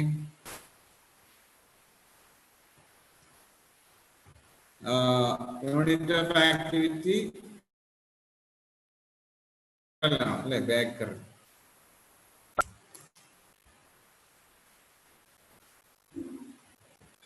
ക്യൂറി ഉണ്ട്, ബേക്കറിലും ഉണ്ട്. ഓക്കെ, സോ SI യൂണിറ്റ് എന്ന് പറയുന്നത് BQ ആണ്, ബേക്കറിലാണ്. ക്യൂറിൽ ബേക്കറിൽ വേണമെങ്കിലും എന്ന് പറഞ്ഞാൽ 1 ഡിസിൻറ്റഗ്രേഷൻ പെർ സെക്കൻഡ്. ഇനി ക്യൂറി ആണ് നമ്മൾ സാധാരണ യൂസ് ചെയ്യുന്ന യൂണിറ്റ്. 1 ക്യൂറി എന്ന് പറഞ്ഞാൽ 3.7 × 10⁻10 ബേക്കറിലാണ്. സാധാരണ യൂസ് ചെയ്യുന്ന ഒരു യൂണിറ്റ് ആണ് ക്യൂറി എന്ന് പറയുന്നത്. 3.7 × 10⁻10 ബേക്കറിലാണ് ഒരു ക്യൂറി എന്ന് പറയുന്നത്. So that's about this. പിന്നെ ഇതിനകത്ത് ഇമ്പോർട്ടൻ്റ് ആയിട്ടുള്ള സംഭവങ്ങൾ എന്തൊക്കെയാണെന്ന് ചോദിച്ചാൽ വേറെയും കുറച്ചും കൂടി ഉണ്ട്. ന്യൂക്ലിയർ റിയാക്ടർ ഒക്കെ ഉണ്ട്, ന്യൂക്ലിയർ ഫിഷൻ, ഫ്യൂഷൻ അങ്ങനത്തെ സംഭവങ്ങൾ. പിന്നെ ന്യൂക്ലിയർ റിയാക്ടർ. ന്യൂക്ലിയർ റിയാക്ടറിൻ്റെ ഉള്ളിൽ എന്തൊക്കെയുണ്ട് ജസ്റ്റ് ഒന്ന് നിങ്ങൾ NCERT നോക്കുന്നു, ആ ഫിഗർ ഒന്ന് നോക്കിയിട്ട് അതിന്റെ മെയിൻ കമ്പോണൻസ് ഒക്കെ ഒന്ന് ജസ്റ്റ് നോക്കും. ഓക്കെ, ന്യൂക്ലിയർ റിയാക്ടറിന്റെ ഉള്ളിലെ മെയിൻ കമ്പോണൻസ് എന്തൊക്കെയാണ്? മോഡറേറ്റർ, പിന്നെന്താണ്? കൺട്രോൾ റോഡ്സ്, ഇങ്ങനത്തെ സംഭവങ്ങൾ. അതിൻ്റെ ഉള്ളിൽ കൺട്രോൾ റോഡ് ഉണ്ട്, മോഡറേറ്റർ ഉണ്ട്, പിന്നെ ഫ്യൂവൽ റോഡ് ഉണ്ട്, ഫ്യൂവൽ റോഡ്സ്. സോ ഇതിന്റെ മൂന്നിന്റെയും ഫംഗ്ഷൻ. ഫ്യൂവൽ റോഡ് എന്താണ്? ഞാൻ അത് മാത്രം ഫിഗർ ഒന്നും വരച്ച് ഞാൻ സമയം കളഞ്ഞില്ല. ഫ്യൂവൽ റോഡായിട്ട് യുറേനിയം, പ്ലൂട്ടോണിയം ഇതൊക്കെയാണ് നമ്മൾ യൂസ് ചെയ്യുക. യുറേനിയം, പ്ലൂട്ടോണിയം ഇതെല്ലാം നമ്മൾ എന്തായിട്ട് യൂസ് ചെയ്യും? ഫ്യൂവലായിട്ട്. ഒരു കോറിന്റെ ഉള്ളിൽ ഫ്യൂവലായിട്ട് ഇതൊക്കെ നമ്മൾ യൂസ് ചെയ്യും. പിന്നെ കൺട്രോൾ റോഡ്സ് ആയിട്ട് നമ്മൾ യൂസ് ചെയ്യുന്നത് കാഡ്മിയം ഒക്കെയാണ്. ഓക്കെ, പിന്നെ ബേരിയം, സ്റ്റീൽ ഇതൊക്കെ കൺട്രോൾ റോഡായിട്ട് യൂസ് ചെയ്യും. എന്തിനാണ്? ടു കൺട്രോൾ റോഡ്സ് എന്ന് പറയുമ്പോൾ തന്നെ to control the rate of reaction. പിന്നെ ഉള്ളതാണ് നമ്മുടെ മോഡറേറ്റർ. എന്തിനാണ് യൂസ് ചെയ്യുന്നത്? to slow down neutrons. ഇതാണ് ന്യൂക്ലിയർ റിയാക്ടറിനുള്ള ആ സംഭവം. ജസ്റ്റ് ഒന്ന് NCERT നോക്കി ആ ഫിഗർ നോക്കി അതിന്റെ ഫങ്ഷൻസ് ആയിട്ട്. മോഡറേറ്റർ ആയിട്ട് നമ്മൾ ഗ്രാഫൈറ്റ് യൂസ് ചെയ്യാറുണ്ട്. ഗ്രാഫൈറ്റ്, പിന്നെ ഏതാണ്? ഗ്രാഫൈറ്റ്, വാട്ടർ, ഹെവി വാട്ടർ ഇതൊക്കെ യൂസ് ചെയ്യാറുണ്ട്. Okay, so that is nuclear reactor. NCERT just നോക്കുക. ചെർണോബിൽ എന്ന് പറഞ്ഞ സീരീസ് ഒക്കെ നോക്കുക, അതിലൊക്കെ ഉണ്ട്. ഏതായാലും ഞാൻ ഫിഗർ വരച്ച് സമയം കളയുന്നില്ല, കാരണം നമുക്ക് സമയം കളയാൻ സമയം ഇല്ലാത്തതുകൊണ്ടാണ്. So that's about it.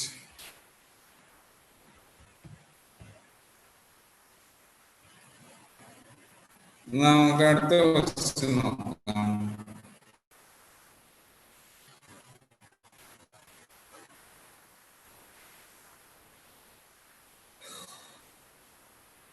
Radio, നമുക്കിനി റേഡിയോ ആക്ടിവിറ്റി എന്നാണ് സാധാരണ ക്വസ്റ്റ്യൻസ് വരാറുള്ളത്. ആ സാധാരണ ജസ്റ്റ് നിങ്ങൾ NCERT ബാക്കിയെല്ലാം ആൾമോസ്റ്റ് പറഞ്ഞിട്ടുണ്ട്. ന്യൂക്ലിയർ ഫിഷനും ഫ്യൂഷനും ഒക്കെ ഞാൻ പറഞ്ഞു, അത് ജസ്റ്റ് ഒന്ന് നോക്കാം. ഓക്കെ, ഇനി അടുത്തത് radio active isotope with half life 1.4 × 10⁻9 years decays to Y which is stable. A sample of rock from a cave was found to contain X and Y in the ratio 1:7. 1:7 റേഷ്യോയിലാണ് എന്തുള്ളത്? എക്സും വൈയും ഉള്ളത്. The age of the rock is, what is the age of the rock? റോക്കിന്റെ age എന്താണ്? Okay, so ഇവിടെ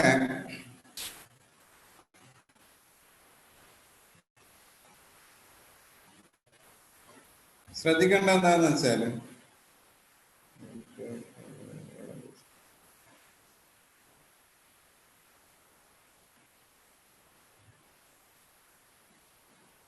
ഒരു minute.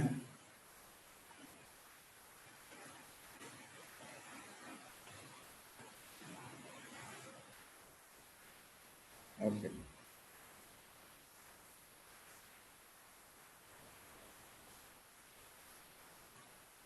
Initially നമ്മുടെ കയ്യിൽ ഒരു radioactive റോക്കാണ്, റേഡിയോ ആക്റ്റീവ് ഐസോട്ടോപ്പ് ഉള്ള റോക്കാണ്.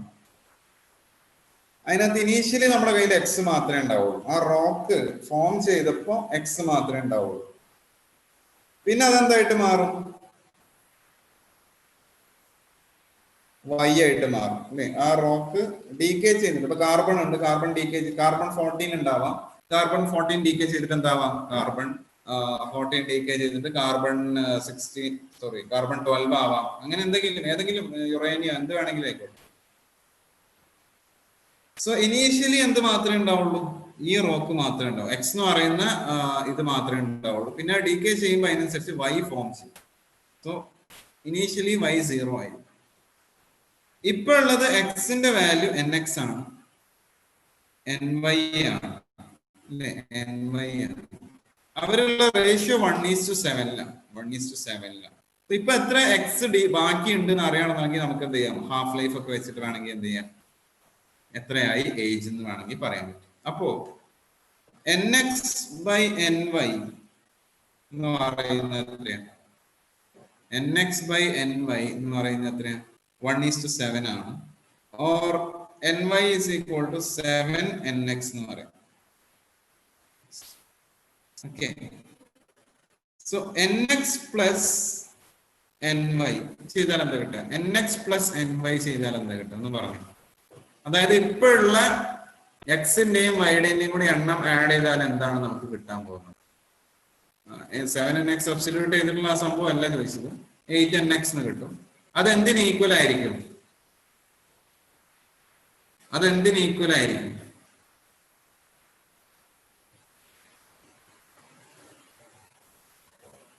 ഇപ്പോഴുള്ള എക്സിന്റെയും വൈയുടെയും കൂടി എണ്ണം എല്ലാം കൂടി ആഡ് ചെയ്താൽ കിട്ടാൻ പോകുന്നത് എന്തിന് ഈക്വൽ ആയിരിക്കും? സപ്പോസ് നമ്മുടെ കയ്യിൽ ഇനീഷ്യലി n0 സേ 100 n0 ഉണ്ട് എന്ന് വിചാരിച്ചു. 100 n0 we have 100 n0. അത് ഡീകേ ചെയ്ത് പോയിട്ട് സേ ഇത് 20 ആയിട്ട് മാറി. അപ്പോ y എത്ര ഫോം ചെയ്തിട്ടുണ്ടാവും? How many y will be formed?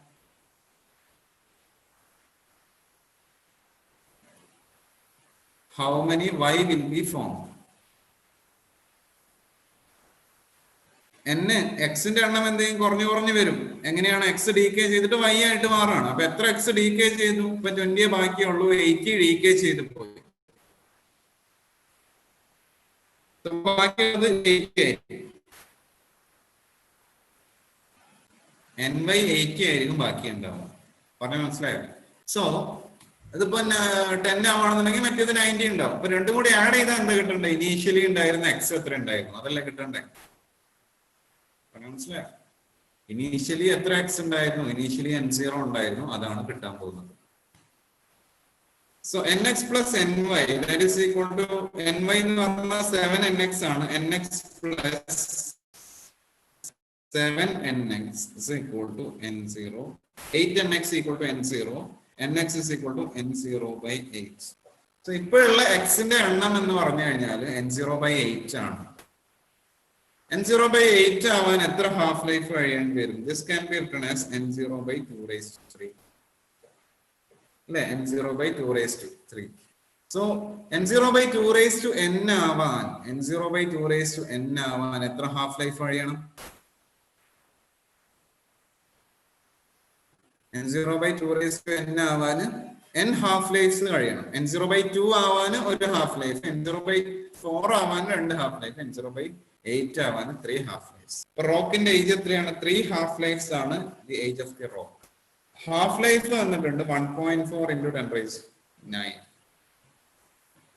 So 1.4 into 3, 4.2 into 10 raised to 9 years. Okay, 4.2 into 10 raised to 9 years. Same question തന്നെയാണ് അടുത്തതും. അടുത്ത ക്വസ്റ്റ്യൻ നോക്കിയാൽ ക്വസ്റ്റ്യൻ നമ്പർ 45. സെയിം ക്വസ്റ്റ്യൻ തന്നെയല്ലേ? The half-life of radioactive isotope X is 20 years. It decays to another element Y which is stable. The two elements are in the ratio 1:5. The age of the rock is estimated. Same question തന്നെ, half-life മാറ്റിയെന്നുള്ളൂ. Half-life മാറ്റിയെന്നുള്ളൂ. So the answer will 60 years. 3 half-lives. അപ്പൊ ഇനി ചിലപ്പോൾ ഒരു 1:15 ആണ്. 1:15 ആണെങ്കിൽ NX ഇതേപോലെ ചെയ്താൽ N0 by 1 plus 15 വരും. That is N0 by 16 ആവും for half-lives. And 1:30 അങ്ങനത്തെ റേഷ്യോസ് ആയിരിക്കും മിക്കവാറും തരും, അങ്ങനത്തെ റേഷ്യോസ് ആയിരിക്കും. സോ അതിനുള്ള ലോജിക് നിങ്ങൾ മനസ്സിലാക്കും. സോ 46 നമ്മൾ പറഞ്ഞു. ഇനി 47 ആണ്. 47. A mixture consists of two radioactive materials A1 and A2 with the half-lives of 20 seconds and 10 seconds. 20 seconds and 10 seconds. Okay. Initially, the mixture has 40 grams of A1 and 160 grams of A2. 40 grams of A1 and 160 grams of A2. Okay, 160 grams of A2. The amount of two mixtures will become equal. രണ്ടിന്റെയും ഇത് എപ്പോഴാണ് equal ആവുക എന്നാണ് ചോദിച്ചത്. Okay, രണ്ടിന്റെയും mass equal ആവുന്ന time എപ്പോഴാണെന്നാണ് question. രണ്ടിന്റെയും കൂടി മാസ് ഈക്വൽ ആവുന്ന ടൈം എപ്പോഴാണ്? രണ്ട് രീതിയിൽ ചെയ്താൽ ഇങ്ങനെ വരച്ച് നോക്കിയിട്ട് ഓരോന്നായിട്ട് എപ്പോഴാണ് ഈക്വൽ ആവുന്നത്, ഓരോ സമയത്ത് എത്രയായിരിക്കും മാസ് എന്നുള്ളത് ചെക്ക് ചെയ്യാം. അതല്ലെങ്കിൽ നമുക്ക് ഇക്വേഷൻ വൈസും ചെയ്യാൻ പറ്റും. We can do equation wise answer. So നമ്മൾ ഇതുവരെ പറഞ്ഞ നമ്പറിന്റെ ടേംസിലാണ്, ഇവിടെ മാസിന്റെ ടേംസിലാണ്. വേറെ വ്യത്യാസമൊന്നുമില്ല, നമ്പറും മാസൊക്കെ സെയിം തന്നെയാണ്. നമ്പറിന് എന്തുകൊണ്ട് മൾട്ടിപ്ലൈ ചെയ്താൽ മതി? ഒരു ആറ്റത്തിന്റെ മാസം കൊണ്ട് മൾട്ടിപ്ലൈ ചെയ്താൽ ടോട്ടൽ മാസ് ആവില്ലേ? രണ്ട് സൈഡിലും എന്ത് ചെയ്താൽ മതി? മാസം കൊണ്ട് മൾട്ടിപ്ലൈ ചെയ്താൽ മതി. മനസ്സിലായോ? സോ ന്യൂമറേറ്ററിൽ മാസ് എന്നും ഇവിടെയും എന്ത് ചെയ്യാം? മാസം കൊണ്ട് മൾട്ടിപ്ലൈ ചെയ്യാം. N0 into M by 2 raised to N. So ഇവിടെയും ടോട്ടൽ മാസവും ഇവിടെയും ടോട്ടൽ മാസം. അപ്പൊ മാസിനും ആ ഇക്വേഷൻ അപ്ലൈ ചെയ്യാം. അതായത് mass of active nuclear remaining is equal to M0 divided by 2 raised to N എന്ന് പറയുന്ന ഇക്വേഷൻ സബ്സ്റ്റിറ്റ്യൂട്ട് ചെയ്യാം. അത് മാസാക്കിയാൽ മതി എന്ന് മാത്രം. M equal to M equal to M0 by 2 raised to N എന്ന് വേണമെങ്കിൽ സബ്സ്റ്റിറ്റ്യൂട്ട് ചെയ്യാം എന്നാണ് പറഞ്ഞത്. ഓക്കെ, അതല്ലെങ്കിൽ M0 divided by 2 raised to T by T half.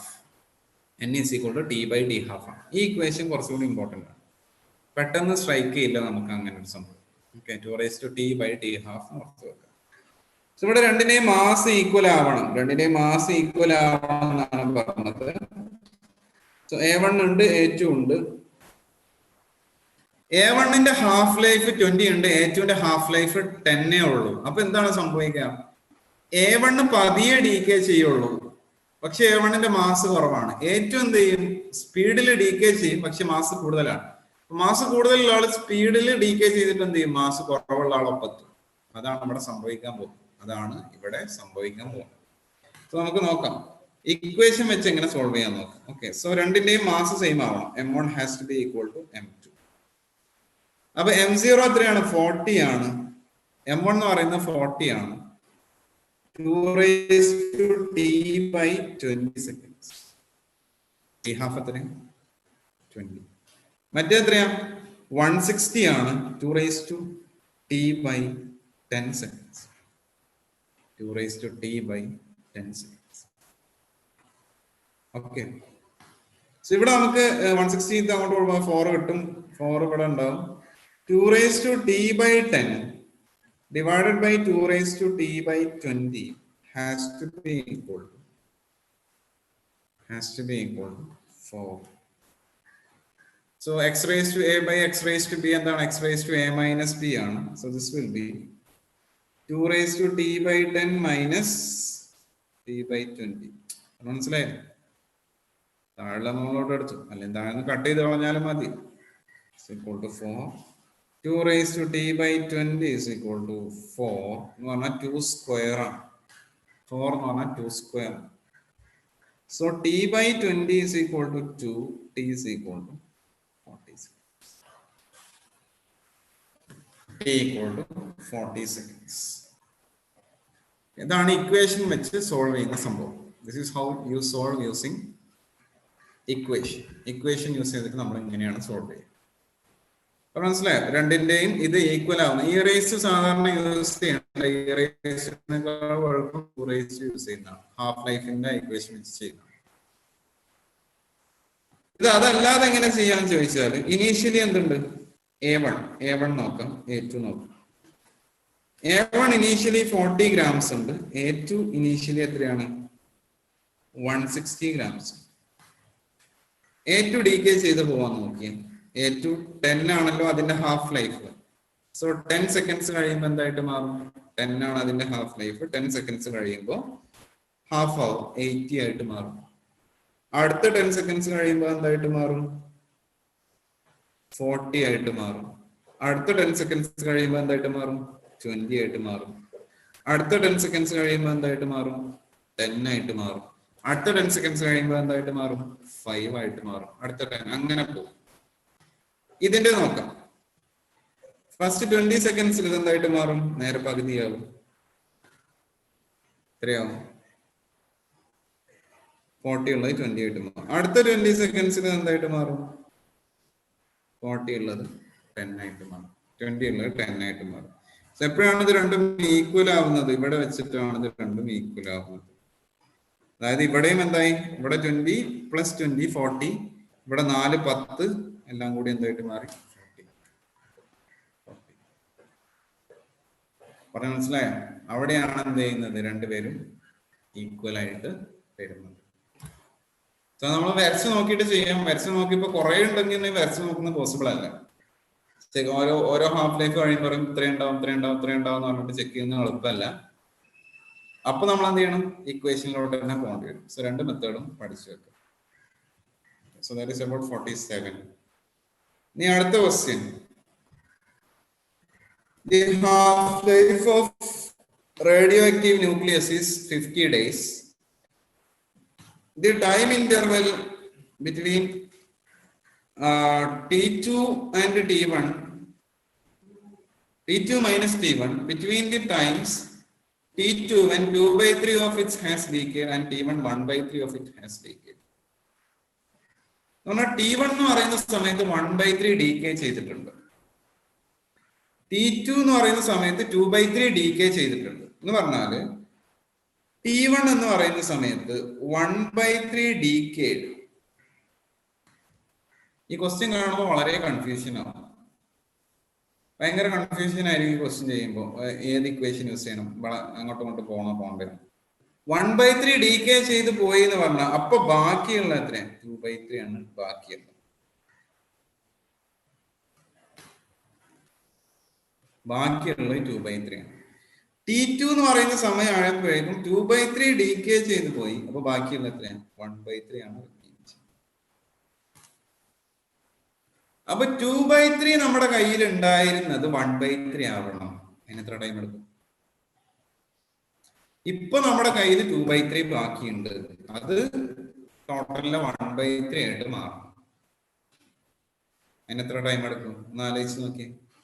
ഇപ്പൊ നമ്മുടെ കയ്യിൽ എന്താണോ ഉള്ളത്? 2/3 പോർഷൻ ആണ്. സേ ഇനീഷ്യലി നമ്മുടെ കയ്യിൽ 300 ഉണ്ടായിരുന്നു. ഇപ്പൊ നമ്മുടെ കയ്യിൽ T1 എന്ന് പറയുന്ന സമയത്ത് നമ്മുടെ കയ്യിൽ 300ന്റെ 2/3 200 ബാക്കിയുള്ളൂ. പിന്നെ കുറച്ച് കഴിയുമ്പോൾ T2 എന്ന് പറയുന്ന സമയത്ത് 2/3 ബാക്കിയുണ്ട്. അതായത് 200 ബാക്കി ഉണ്ടായിരുന്നു, 100 ആയിട്ട് മാറും. അതായത് ഇനീഷ്യലി 300 ഉണ്ടായിരുന്നു എന്ന് വിചാരിക്കാം. ഇപ്പൊ നമ്മുടെ കയ്യിൽ T1 എന്ന് പറയുന്ന സമയത്ത് എത്രയേ ഉള്ളൂ? 200. അതായത് അതിന്റെ 2/3 ഉള്ളൂ. T2 എന്ന് പറയുന്ന സമയത്ത് എത്രയുണ്ട്? 100 ബാക്കിയുണ്ട്. അങ്ങനെയാണെങ്കിൽ T1 to T2 എത്ര ടൈം എടുത്തിട്ടുണ്ടാവും? T1 to T2 ആവാൻ എത്ര ടൈം എടുക്കും? ഹാഫ് അല്ലേ? ഹാഫ്. അപ്പൊ നമ്മുടെ കയ്യിൽ ഇപ്പോഴെന്താണോ ഉള്ളത് അതിന്റെ ഹാഫ് ആവാൻ എത്ര ടൈം എടുക്കും? അത് നേരിട്ട് ഹാഫ് ആവണമെന്നില്ല. ഇപ്പൊ നമ്മുടെ കയ്യിൽ 60% ഉള്ളൂ. ഇനീഷ്യലി തുടങ്ങുമ്പോൾ 100% സാധനം ഉണ്ടായിരുന്നു. അത് ടൈം കഴിഞ്ഞിട്ട് എന്ത് ചെയ്യും? 60% ആയി. ഇനി 60%ന്റെ അവിടുന്ന് 30% ആവാൻ എത്ര ടൈം എടുക്കും? അത് ഡി ഹാഫ് തന്നെയാണ്. അതായത് 100 50 ആവാനുള്ള ടൈം തന്നെയാണ് 60 30 ആവാൻ, 30 15 ആവാൻ, 15 7.5 ആവാൻ. മനസ്സിലായോ? 50 to 25 ആവാൻ എല്ലാം എന്താണ്? ടി ഹാഫ് തന്നെയാണ്. ഇപ്പോഴുള്ള എന്താണോ അവിടുന്ന് നേരെ പകുതി ആവാൻ എടുക്കുന്ന ടൈം എത്രയാണ്? ടി ഹാഫ് ആണ്. ഓക്കെ, സോ ഇപ്പോൾ T1 നിന്ന് T2 എടുക്കുന്ന ആ ഗ്യാപ്പ്, ഇതിന്റെ ഇടയിലുള്ള ടൈം എത്ര ഉണ്ടാവും? ഈ T1 to T2 ഇടയിലുള്ള ടൈം എത്ര ഉണ്ടാവും? അതല്ല T2 minus T1. That will be T half. T half itself. So that will be 50 days. 50 days ആണ് answer. Okay. So that is about our chapter nuclear. Nuclear എന്ന് പറയുന്ന chapter ഇത്രേ ഉള്ളൂ. പിന്നെ അവിടെ വേണ്ടി ചെറിയ ചെറിയ ടോപ്പിക്സ് ചിലപ്പോൾ സ്കിപ്പ് ചെയ്ത് പോയിട്ടുണ്ടാവാം. അത് നിങ്ങൾ ജസ്റ്റ് ഒന്ന് റിവൈസ് ചെയ്ത് നോക്കുക, നിങ്ങളുടെ സ്കൂളിലെ നോട്ടും ഇതൊക്കെ വെച്ച്. ആൾമോസ്റ്റ് മെയിൻ ക്വസ്റ്റ്യൻസ് വരുന്ന ഏരിയാസ് മാത്രമേ നമുക്ക് ഒരു ക്രാഷ് കോഴ്സിൽ ഡിസ്കസ് ചെയ്ത് പോകാൻ പറ്റൂ. അപ്പൊ ഞാൻ അധികം സമയം കളയുന്നില്ല. അടുത്ത മൊഡ്യൂൾ ഇപ്പൊ തന്നെ സ്റ്റാർട്ട് ചെയ്യും. ഓക്കെ, അടുത്ത മൊഡ്യൂൾ എന്ന് പറഞ്ഞാൽ മൊഡ്യൂൾ 4 ആണ്. മൊഡ്യൂൾ 4 ഞാൻ പറഞ്ഞിരുന്നു അത്യാവശ്യം സമയം എടുക്കും. കാരണം 3 വലിയ ചാപ്റ്റേഴ്സ് അതിനകത്തുണ്ട്. Oscillations, waves and fluids. Fluids എന്ന് പറഞ്ഞ ചാപ്റ്റർ വലിയ ചാപ്റ്ററാണ്. സോ 1.5-3 പറഞ്ഞ സമയത്തിനുള്ളിൽ അത് തീർക്കാൻ ബുദ്ധിമുട്ടായിരിക്കും. അതുകൊണ്ട് അത് അഡീഷണൽ സമയം എടുക്കും. അതുകൊണ്ട് ഞാനിപ്പോ തന്നെ സ്റ്റാർട്ട് ചെയ്യണം. അടുത്ത ചാപ്റ്റർ ഫ്ലൂയിഡ്സ് മൊഡ്യൂൾ 4 ആണ് എടുക്കാൻ പോകുന്നത്. മൊഡ്യൂൾ 4.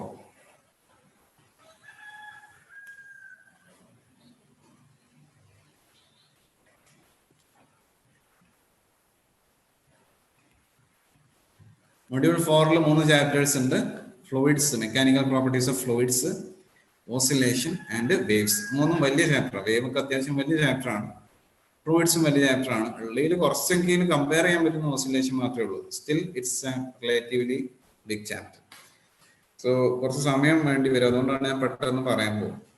സോ ഫ്ലൂയിഡ്സ് എന്താണ് സംഭവങ്ങളൊക്കെ എല്ലാവർക്കും അറിയാം. അതിന്റെ ഡെഫിനിഷനിലോട്ടൊന്നും ഞാൻ പോകുന്നില്ല. ഡയറക്റ്റ് ടോപ്പിക്കിലോട്ടാണ് നടക്കുന്നത്. Okay, direct topic. So direct ടോപ്പിക്കിലോട്ട് വരുമ്പോൾ ഫ്ലൂയിഡ്സ് ഡെൻസിറ്റി ഒക്കെ എല്ലാവർക്കും അറിയുന്ന സംഭവമാണ്. സോ അതിലോട്ടും പറയുന്നില്ല. മാസ് ബൈ വോളിയം എല്ലാവർക്കും അറിയുന്ന സംഭവമാണ്. പിന്നെ ഇതിനകത്ത് വരുന്ന വേറൊരു സംഭവമാണ് റിലേറ്റീവ് ഡെൻസിറ്റി. റിലേറ്റീവ് ഡെൻസിറ്റി എന്ന് പറഞ്ഞാൽ എന്താണ്? Density of the object divided by density of water. Density of the object divided by density of water. Now, what is density of water? 1 gram per centimeter cube. Centimeter cube le parayanengil 1 gram. 1 milliliter water. 1 centimeter cube is 1 milliliter. 1 milliliter ആണ് 1 centimeter cube. അതിന്റെ mass എത്രയാണ്? 1 gram ആണ്. അതല്ലെങ്കിൽ 1 kilogram per liter. 1 litre water എത്ര ഉണ്ടാവും? 1 kilogram ഉണ്ടാവും. 1 litre water is 1 kilogram. അതേപോലെ തന്നെ മീറ്റർ ക്യൂബിലാണെന്നുണ്ടെങ്കിൽ 10⁻³ കിലോഗ്രാം പെർ മീറ്റർ ക്യൂബ്. എത്ര ലിറ്റർ ആണ് 1 മീറ്റർ ക്യൂബ്? 1 ലിറ്റർ ആണോ 1 metre cube? Litre SI unit ആണോ? അല്ല.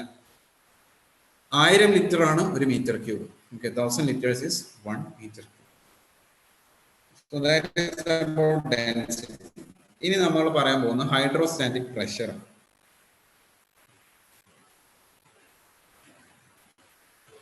അപ്പൊ ഇത് ഒരുപാട് ടോപ്പിക്സ് ഉള്ളതുകൊണ്ട് ഏതൊക്കെയാണ് ടോപ്പിക്സ് എന്ന് ജസ്റ്റ് ഒന്ന് ബ്രീഫ് ആയിട്ട് പറയുന്നുണ്ട്. ഫസ്റ്റ് നമ്മുടെ സ്റ്റാറ്റിക്സ് ആണ്. ഫ്ലൂയിഡ് സ്റ്റാറ്റിക്സ്, അതായത് ഫ്ലൂയിഡ് ഫ്ലോ ചെയ്യാത്ത സിറ്റുവേഷൻ. അപ്പൊ അതിനകത്താണ് നമ്മുടെ പ്രഷർ, ബോയൻസി ഫോഴ്സ്, ഫ്ലോട്ടിങ്, അങ്ങനത്തെ സംഭവങ്ങളൊക്കെ ഇതിനകത്താണ് വരുന്നത്. പിന്നെ ഫ്ലൂയിഡ് ഡൈനാമിക്സ് അല്ലെങ്കിൽ ഫ്ലൂയിഡ് കൈനമാറ്റിക്സിലോട്ട് പോകുമ്പോൾ ഫ്ലൂയിഡ് എന്താ പറയാ, ഫ്ലൂയിഡ് മെക്കാനിക്സ്, ഡൈനാമിക്സ് എന്ന് പറയാം. ഫ്ലൂയിഡ് ഡൈനാമിക്സിലോട്ട് പോകുമ്പോൾ അതിനകത്ത് നമ്മുടെ ഫ്ലോ വരും അല്ലെ, ഫ്ലോ ഓഫ് ഫ്ലൂയിഡ് വരും, Bernoulli's equation,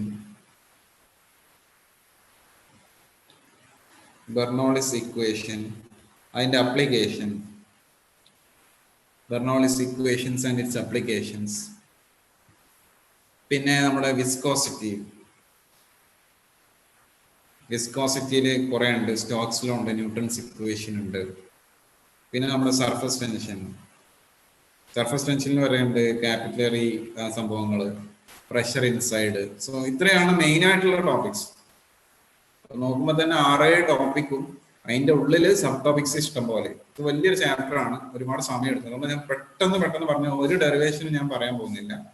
not going to tell any derivations because we don't have sufficient time. So hydrostatic pressure നമുക്കറിയാം.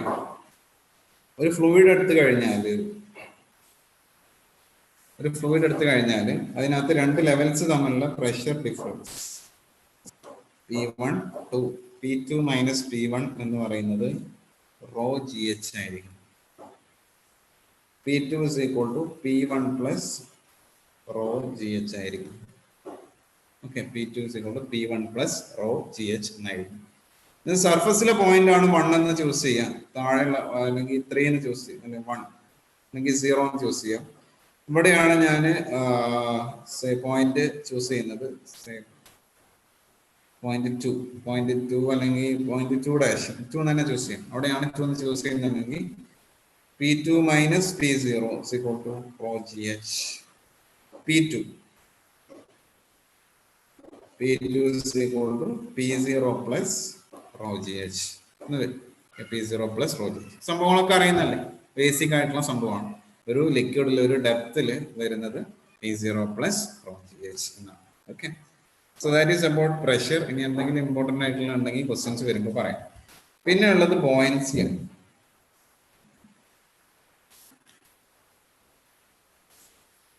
ബോയൻസി ഫോഴ്സ് എന്ന് പറഞ്ഞാൽ upward thrust applied by liquid.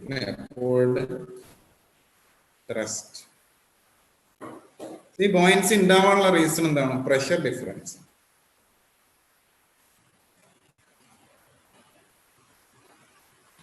നമ്മളൊരു ഇതിനകത്ത് ഒരു ലിക്വിഡിനകത്ത് നമ്മളൊരു സാധനത്തിനെ ഇൻസേർട്ട് ചെയ്തു. ഒരു സാധനത്തിനെ ഇൻസേർട്ട് ചെയ്യുമ്പോൾ എന്താണ്, അല്ലെങ്കിൽ ഒരു സോളിഡ് അല്ലെങ്കിൽ എന്തൊരു ഒബ്ജക്റ്റിനെ നമ്മൾ ഇതിലോട്ട് ഇൻസേർട്ട് ചെയ്യുമ്പോൾ എന്താണ് സംഭവിക്കുന്നത്? ലിക്വിഡ് ഇതിനകത്ത് പ്രഷർ അപ്ലൈ ചെയ്യും അല്ലെ, എല്ലാ സൈഡിൽ നിന്നും പ്രഷർ അപ്ലൈ ചെയ്യും. ലിക്വിഡ് മുകളിൽ നിന്ന് പ്രഷർ അപ്ലൈ ചെയ്യും, താഴെ നിന്ന് പ്രഷർ അപ്ലൈ ചെയ്യും.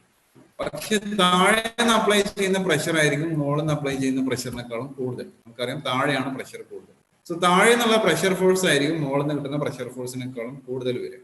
മനസ്സിലായോ? ഇതൊരു സംഭവമാണ്. ഒരു സിലിണ്ടറോ അല്ലെങ്കിൽ എന്തെങ്കിലും ഒരു ബ്ലോക്ക് ആണ്, ഇതിന്റെ ഹൈറ്റ് h ആണെന്ന് വിചാരിച്ചു. അപ്പൊ താഴെ നിന്ന് കിട്ടുന്ന പ്രഷർ ഫോഴ്സ് P2 ആണ്, മുകളിൽ നിന്ന് കിട്ടുന്ന പ്രഷർ ഫോഴ്സ് P1 ആണ് വിചാരിച്ചു. സോ അങ്ങനെയാണെങ്കിൽ കിട്ടുന്ന net force applied by the liquid എന്താ വരിക? താഴെ നിന്നുള്ള pressure force P2 into A minus P1 into A എന്ന് വരും. P2 into A. മുകളിൽ നിന്ന് കിട്ടുന്ന പ്രഷർ ഫോഴ്സ് P1 into ഒരു ഫ്ലാറ്റ് സർഫസ് ആണ് തൽക്കാലം കൺസിഡർ ചെയ്യുന്നത്. So that is P2 minus P1 into A. A into P2 minus P. What is P2 minus P1? A into rho GH. So what is this A into H? Area of the base into H and the variant. That will be volume. Volume on the variant. So V rho G. So what is this V rho G? What is this V rho G? V rho എന്ന് പറഞ്ഞാൽ എന്താ? ഇതിനകത്ത് raw എന്താണ്? Density of the liquid ആണ് അല്ലേ. Mass into density of the liquid into wait into G എന്ന് പറഞ്ഞാൽ weight of the fluid displaced ആണ് അല്ലേ. ആ സോളിഡ് വരുന്ന കാരണം ഇവിടെ ഉണ്ടായിരുന്ന, അവിടെ ലിക്വിഡ് ആയിരുന്നു ഉണ്ടായിരുന്നത്, സൈഡിലോട്ട് ഡിസ്പ്ലേസ് ചെയ്തു. ആ ലിക്വിഡിനെ സൈഡിലോട്ട് ഡിസ്പ്ലേസ് ചെയ്തു. അപ്പൊ സോളിഡ് ഇമ്മേഴ്സ് ചെയ്ത പോർഷന്റെ വോളിയം അല്ലെങ്കിൽ ആ സോളിഡ് ഇമ്മേഴ്സ് ചെയ്ത് നിൽക്കുന്ന പോർഷനിൽ എത്ര ലിക്വിഡ് ഉണ്ടായിരുന്നു അതിന്റെ വെയിറ്റ് ആണ് ബോയൻസി ഫോഴ്സ് എന്ന് പറയുന്നത്. Okay, that is called a buoyancy force. So buoyancy force is equal to V rho G. Okay, V is the volume immersed. Volume immersed എന്ന് പറയാം അല്ലേ. Volume immersed rho G. ഇതിന് നമുക്ക് എന്താ പറയാം? This is weight of the fluid displaced എന്ന് പറയാം അല്ലേ. Buoyancy force is the weight of the fluid displaced. ഇതിന് നമുക്ക് എന്താ പറയാം? This is called Archimedes principle. ഇതിനെയാണ് നമ്മൾ ആർക്കിമിഡീസ് പ്രിൻസിപ്പിൾ എന്ന് പറയുന്നത്. ഓക്കെ, സോ ഈ ബോയൻസി ഫോഴ്സ് അനുസരിച്ച് നമുക്ക് രണ്ട് സിറ്റുവേഷൻ പറയാം. ബോഡി ഫ്ലോട്ട് ചെയ്യുന്ന സിറ്റുവേഷൻ, ബോഡി എന്ത് ചെയ്യുന്ന സിറ്റുവേഷൻ, സിങ്ക് ചെയ്യുന്ന സിറ്റുവേഷൻ. ഓക്കെ, സോ അപ്പൊ നമുക്ക് നോക്കാം. ഒരു സപ്പോസ് നോട്ടായിട്ട് കഴിഞ്ഞാൽ, if density of the object is more than density of the liquid, ഒബ്ജക്റ്റിന്റെ ഡെൻസിറ്റി ലിക്വിഡിന്റെ ഡെൻസിറ്റിനേക്കാളും കൂടുതലാണ്. അപ്പൊ നമ്മൾ സാധനത്തിന് ഇതിനകത്ത് ഇൻവേഴ്സ് ചെയ്ത് കഴിഞ്ഞാൽ എന്താണ് സംഭവിക്കുക? താഴേക്ക് ലിക്വിഡിന്റെ ഇതിന്റെ വെയിറ്റ് ഉണ്ടാവും, മുകളിലോട്ട് ബോയൻസി ഫോഴ്സ് ഉണ്ടാവും. മോളിലോട്ട് ബോയിൻസി ഫോഴ്സ്.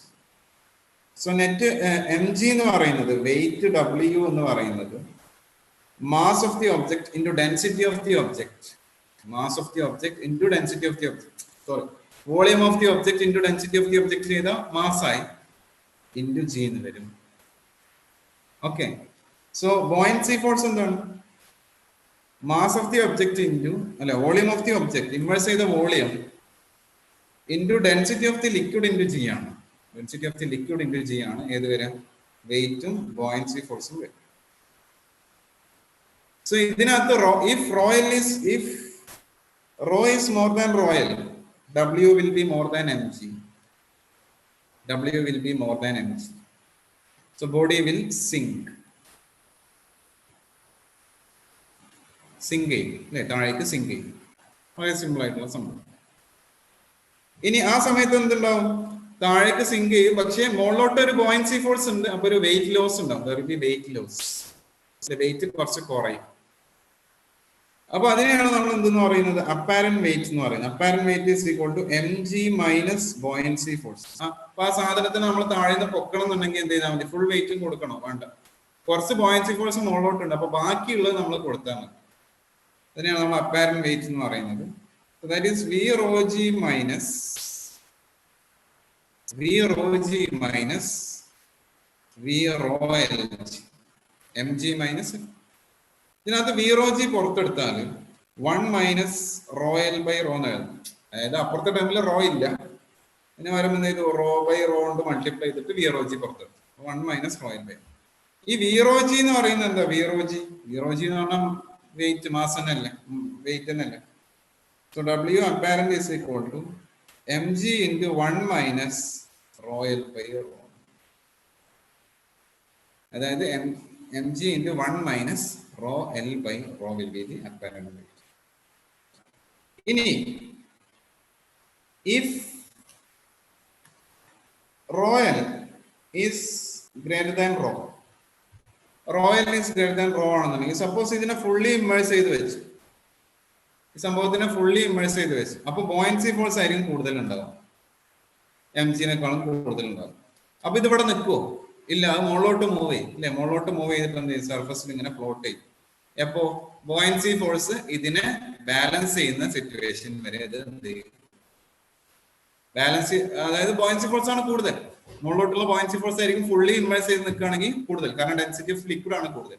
അപ്പൊ അത് മുകളിലോട്ട് മൂവ് ചെയ്യും, എന്നിട്ട് സർഫസിൽ പോയിട്ട് എന്ത് ചെയ്യും? ഇമ്മേഴ്സ് ചെയ്യുന്ന വോളിയം കുറവും. അപ്പൊ ബോയിൻസി ഫോഴ്സ് കുറഞ്ഞിട്ട് അവസാനം വെയിറ്റിനായിട്ട് ഈക്വൽ ആവുന്ന സിറ്റുവേഷനിൽ അത് എന്ത് ചെയ്യും? അവിടെ നിൽക്കും. സോ ബോഡി എന്ത് ചെയ്യും? ഫ്ലോട്ട് ചെയ്യും. Body will float. ഓക്കെ, അപ്പൊ എന്ത് ചെയ്യണം? ബോയിൻസി ഫോഴ്സ് വെയിറ്റിനെ ബാലൻസ് ചെയ്യുന്ന സിറ്റുവേഷനിൽ,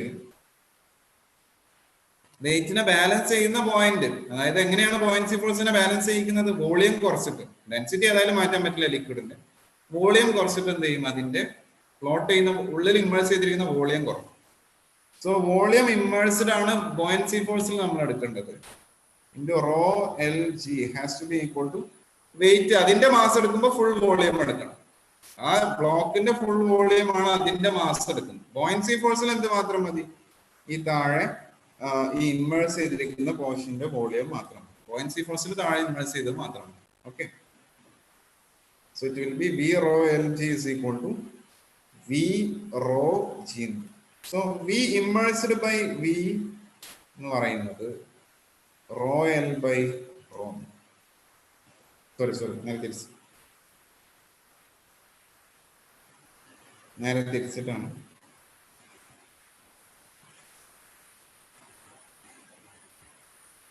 raw by rho L. Okay, rho by rho L. So this is the density of the buoyancy force. This is the buoyancy force. ഇതിനകത്താണ് buoyancy force എന്ന് പറയാനുള്ളത്. ഇതിനകത്ത് എന്തെങ്കിലും ക്വസ്റ്റ്യൻ വന്നിട്ടുണ്ടോ എന്ന് ജസ്റ്റ് ചെക്ക്. പിന്നെ നമുക്കുള്ളത് ഫ്ലൂയിഡ് സ്റ്റാറ്റിക്സ് ആണ്. അതിൽ നിന്നുള്ള ക്വസ്റ്റ്യൻസ് സ്റ്റാറ്റിക്സ് എല്ലാം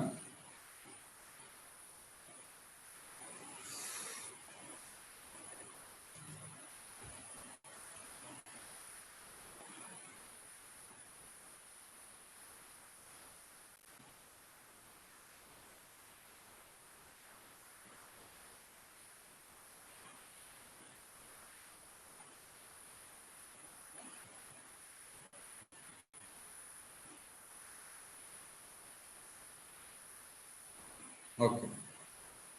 അടുത്ത ക്വസ്റ്റ്യൻ ഇതാണ്. First question. A uniform cylinder of length L and mass M having cross-sectional area A is suspended with its vertical from a fixed point by a massless spring such that it is half submerged in a liquid of density sigma. At equilibrium, the extension of the spring when it is in equilibrium is at equilibrium position. So ഒരു spring എന്ന ഒരു സംഭവത്തിന് immerse ചെയ്തിരിക്കുകയാണ്. അതിന്റെ length തന്നിട്ടുണ്ട്, area തന്നിട്ടുണ്ട്, പകുതി immerse ചെയ്തിരിക്കുകയാണെന്നാണ്. പകുതി ഇമ്മേഴ്സ് ചെയ്തിരിക്കുകയാണ്. അങ്ങനെയാണെന്നുണ്ടെങ്കിൽ സ്പ്രിംഗിൽ ഉണ്ടാവുന്ന എക്സ്റ്റൻഷൻ എത്രയാണ്? What is the extension in the simple question ആണ്. ജസ്റ്റ് ഒന്ന് ഡയഗ്രാം വരച്ചിട്ട്, ഫ്രീ ബോഡി ഡയഗ്രാം വരച്ചിട്ട് ഫോഴ്സ് ബാലൻസ് ചെയ്യും. ജസ്റ്റ് ഒന്ന് ഡയഗ്രാം വരച്ച് നോക്കുമ്പോൾ എങ്ങനെ ഉണ്ടാവും അതിന്റെ ഡയഗ്രാം?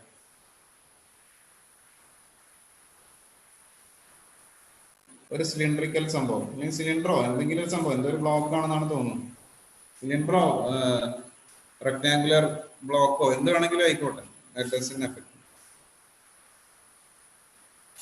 ഇതെന്ത് ചെയ്തിരിക്കുകയാണ്? ഒരു സ്പ്രിംഗ് എന്ന് ഇങ്ങനെ, ഇത് പകുതി സബ്മേർജ് ചെയ്തിരിക്കുകയാണ്. L/2 സബ്മേർജ് ചെയ്തിരിക്കുകയാണ്. Area of cross section A ആണ്. സ്പ്രിംഗിൽ ഒരു സ്മോൾ എലോങ്ങേഷൻ ഉണ്ട്. അപ്പൊ സ്പ്രിംഗ് കാരണം മുകളിലോട്ട് ഒരു ഫോഴ്സ് ഉണ്ട്. കുറച്ച് സബ്മേർജ് ചെയ്തുകൊണ്ട് ബോയൻസി ഫോഴ്സ് മുകളിലോട്ടുണ്ട്. താഴേക്ക് അതിന്റെ വെയിറ്റും ഉണ്ടാവും. സോ ബോയൻസി ഫോഴ്സ് എന്തിനൊക്കെ ബാലൻസ് ചെയ്യണം? ഇവിടെ buoyancy force has to balance weight as well as, sorry, താഴേക്കുള്ള ഫോഴ്സ് എന്താണ്? mg. താഴേക്കുള്ള ഫോഴ്സ് mg. ഇവിടെ സ്പ്രിംഗിൽ ഉണ്ടാകുന്ന എലോങ്ങേഷൻ കാരണം ഉണ്ടാകുന്ന ഫോഴ്സും ബോയൻസി ഫോഴ്സും ആണ് മുകളിലോട്ടുള്ളത്. ഇത് രണ്ടും കൂടി എന്തിനെ ബാലൻസ് ചെയ്യണം? വെയിറ്റിനെ ബാലൻസ് ചെയ്യണം. So mg is equal to buoyancy force plus kx0. That is equal to mg is equal to buoyancy force എത്രയാണ്? വോളിയം ഇമ്മേഴ്സ് എന്ന് പറയുമ്പോൾ area into L/2 into density of the liquid sigma into G plus kx. നമ്മൾ x0 ആണ്. So mg minus L/2 sigma G divided by k. അതിനകത്ത് mg പുറത്തെടുക്കുകയാണെന്നുണ്ടെങ്കിൽ 1 minus AL sigma by 2m divided by, simple question, വളരെ simple ആയിട്ടുള്ള question. 1 minus AL sigma by 2m, simple question ആണ്. So option C will be the answer. Option C ആണ് answer. ബാക്കി questions നമുക്ക് അടുത്ത ക്ലാസ്സിൽ ചെയ്യാം. തൽക്കാലം സമയമായിട്ടുണ്ട്. ഓക്കെ, ബാക്കി അടുത്ത ക്ലാസ്സിൽ. Thank you.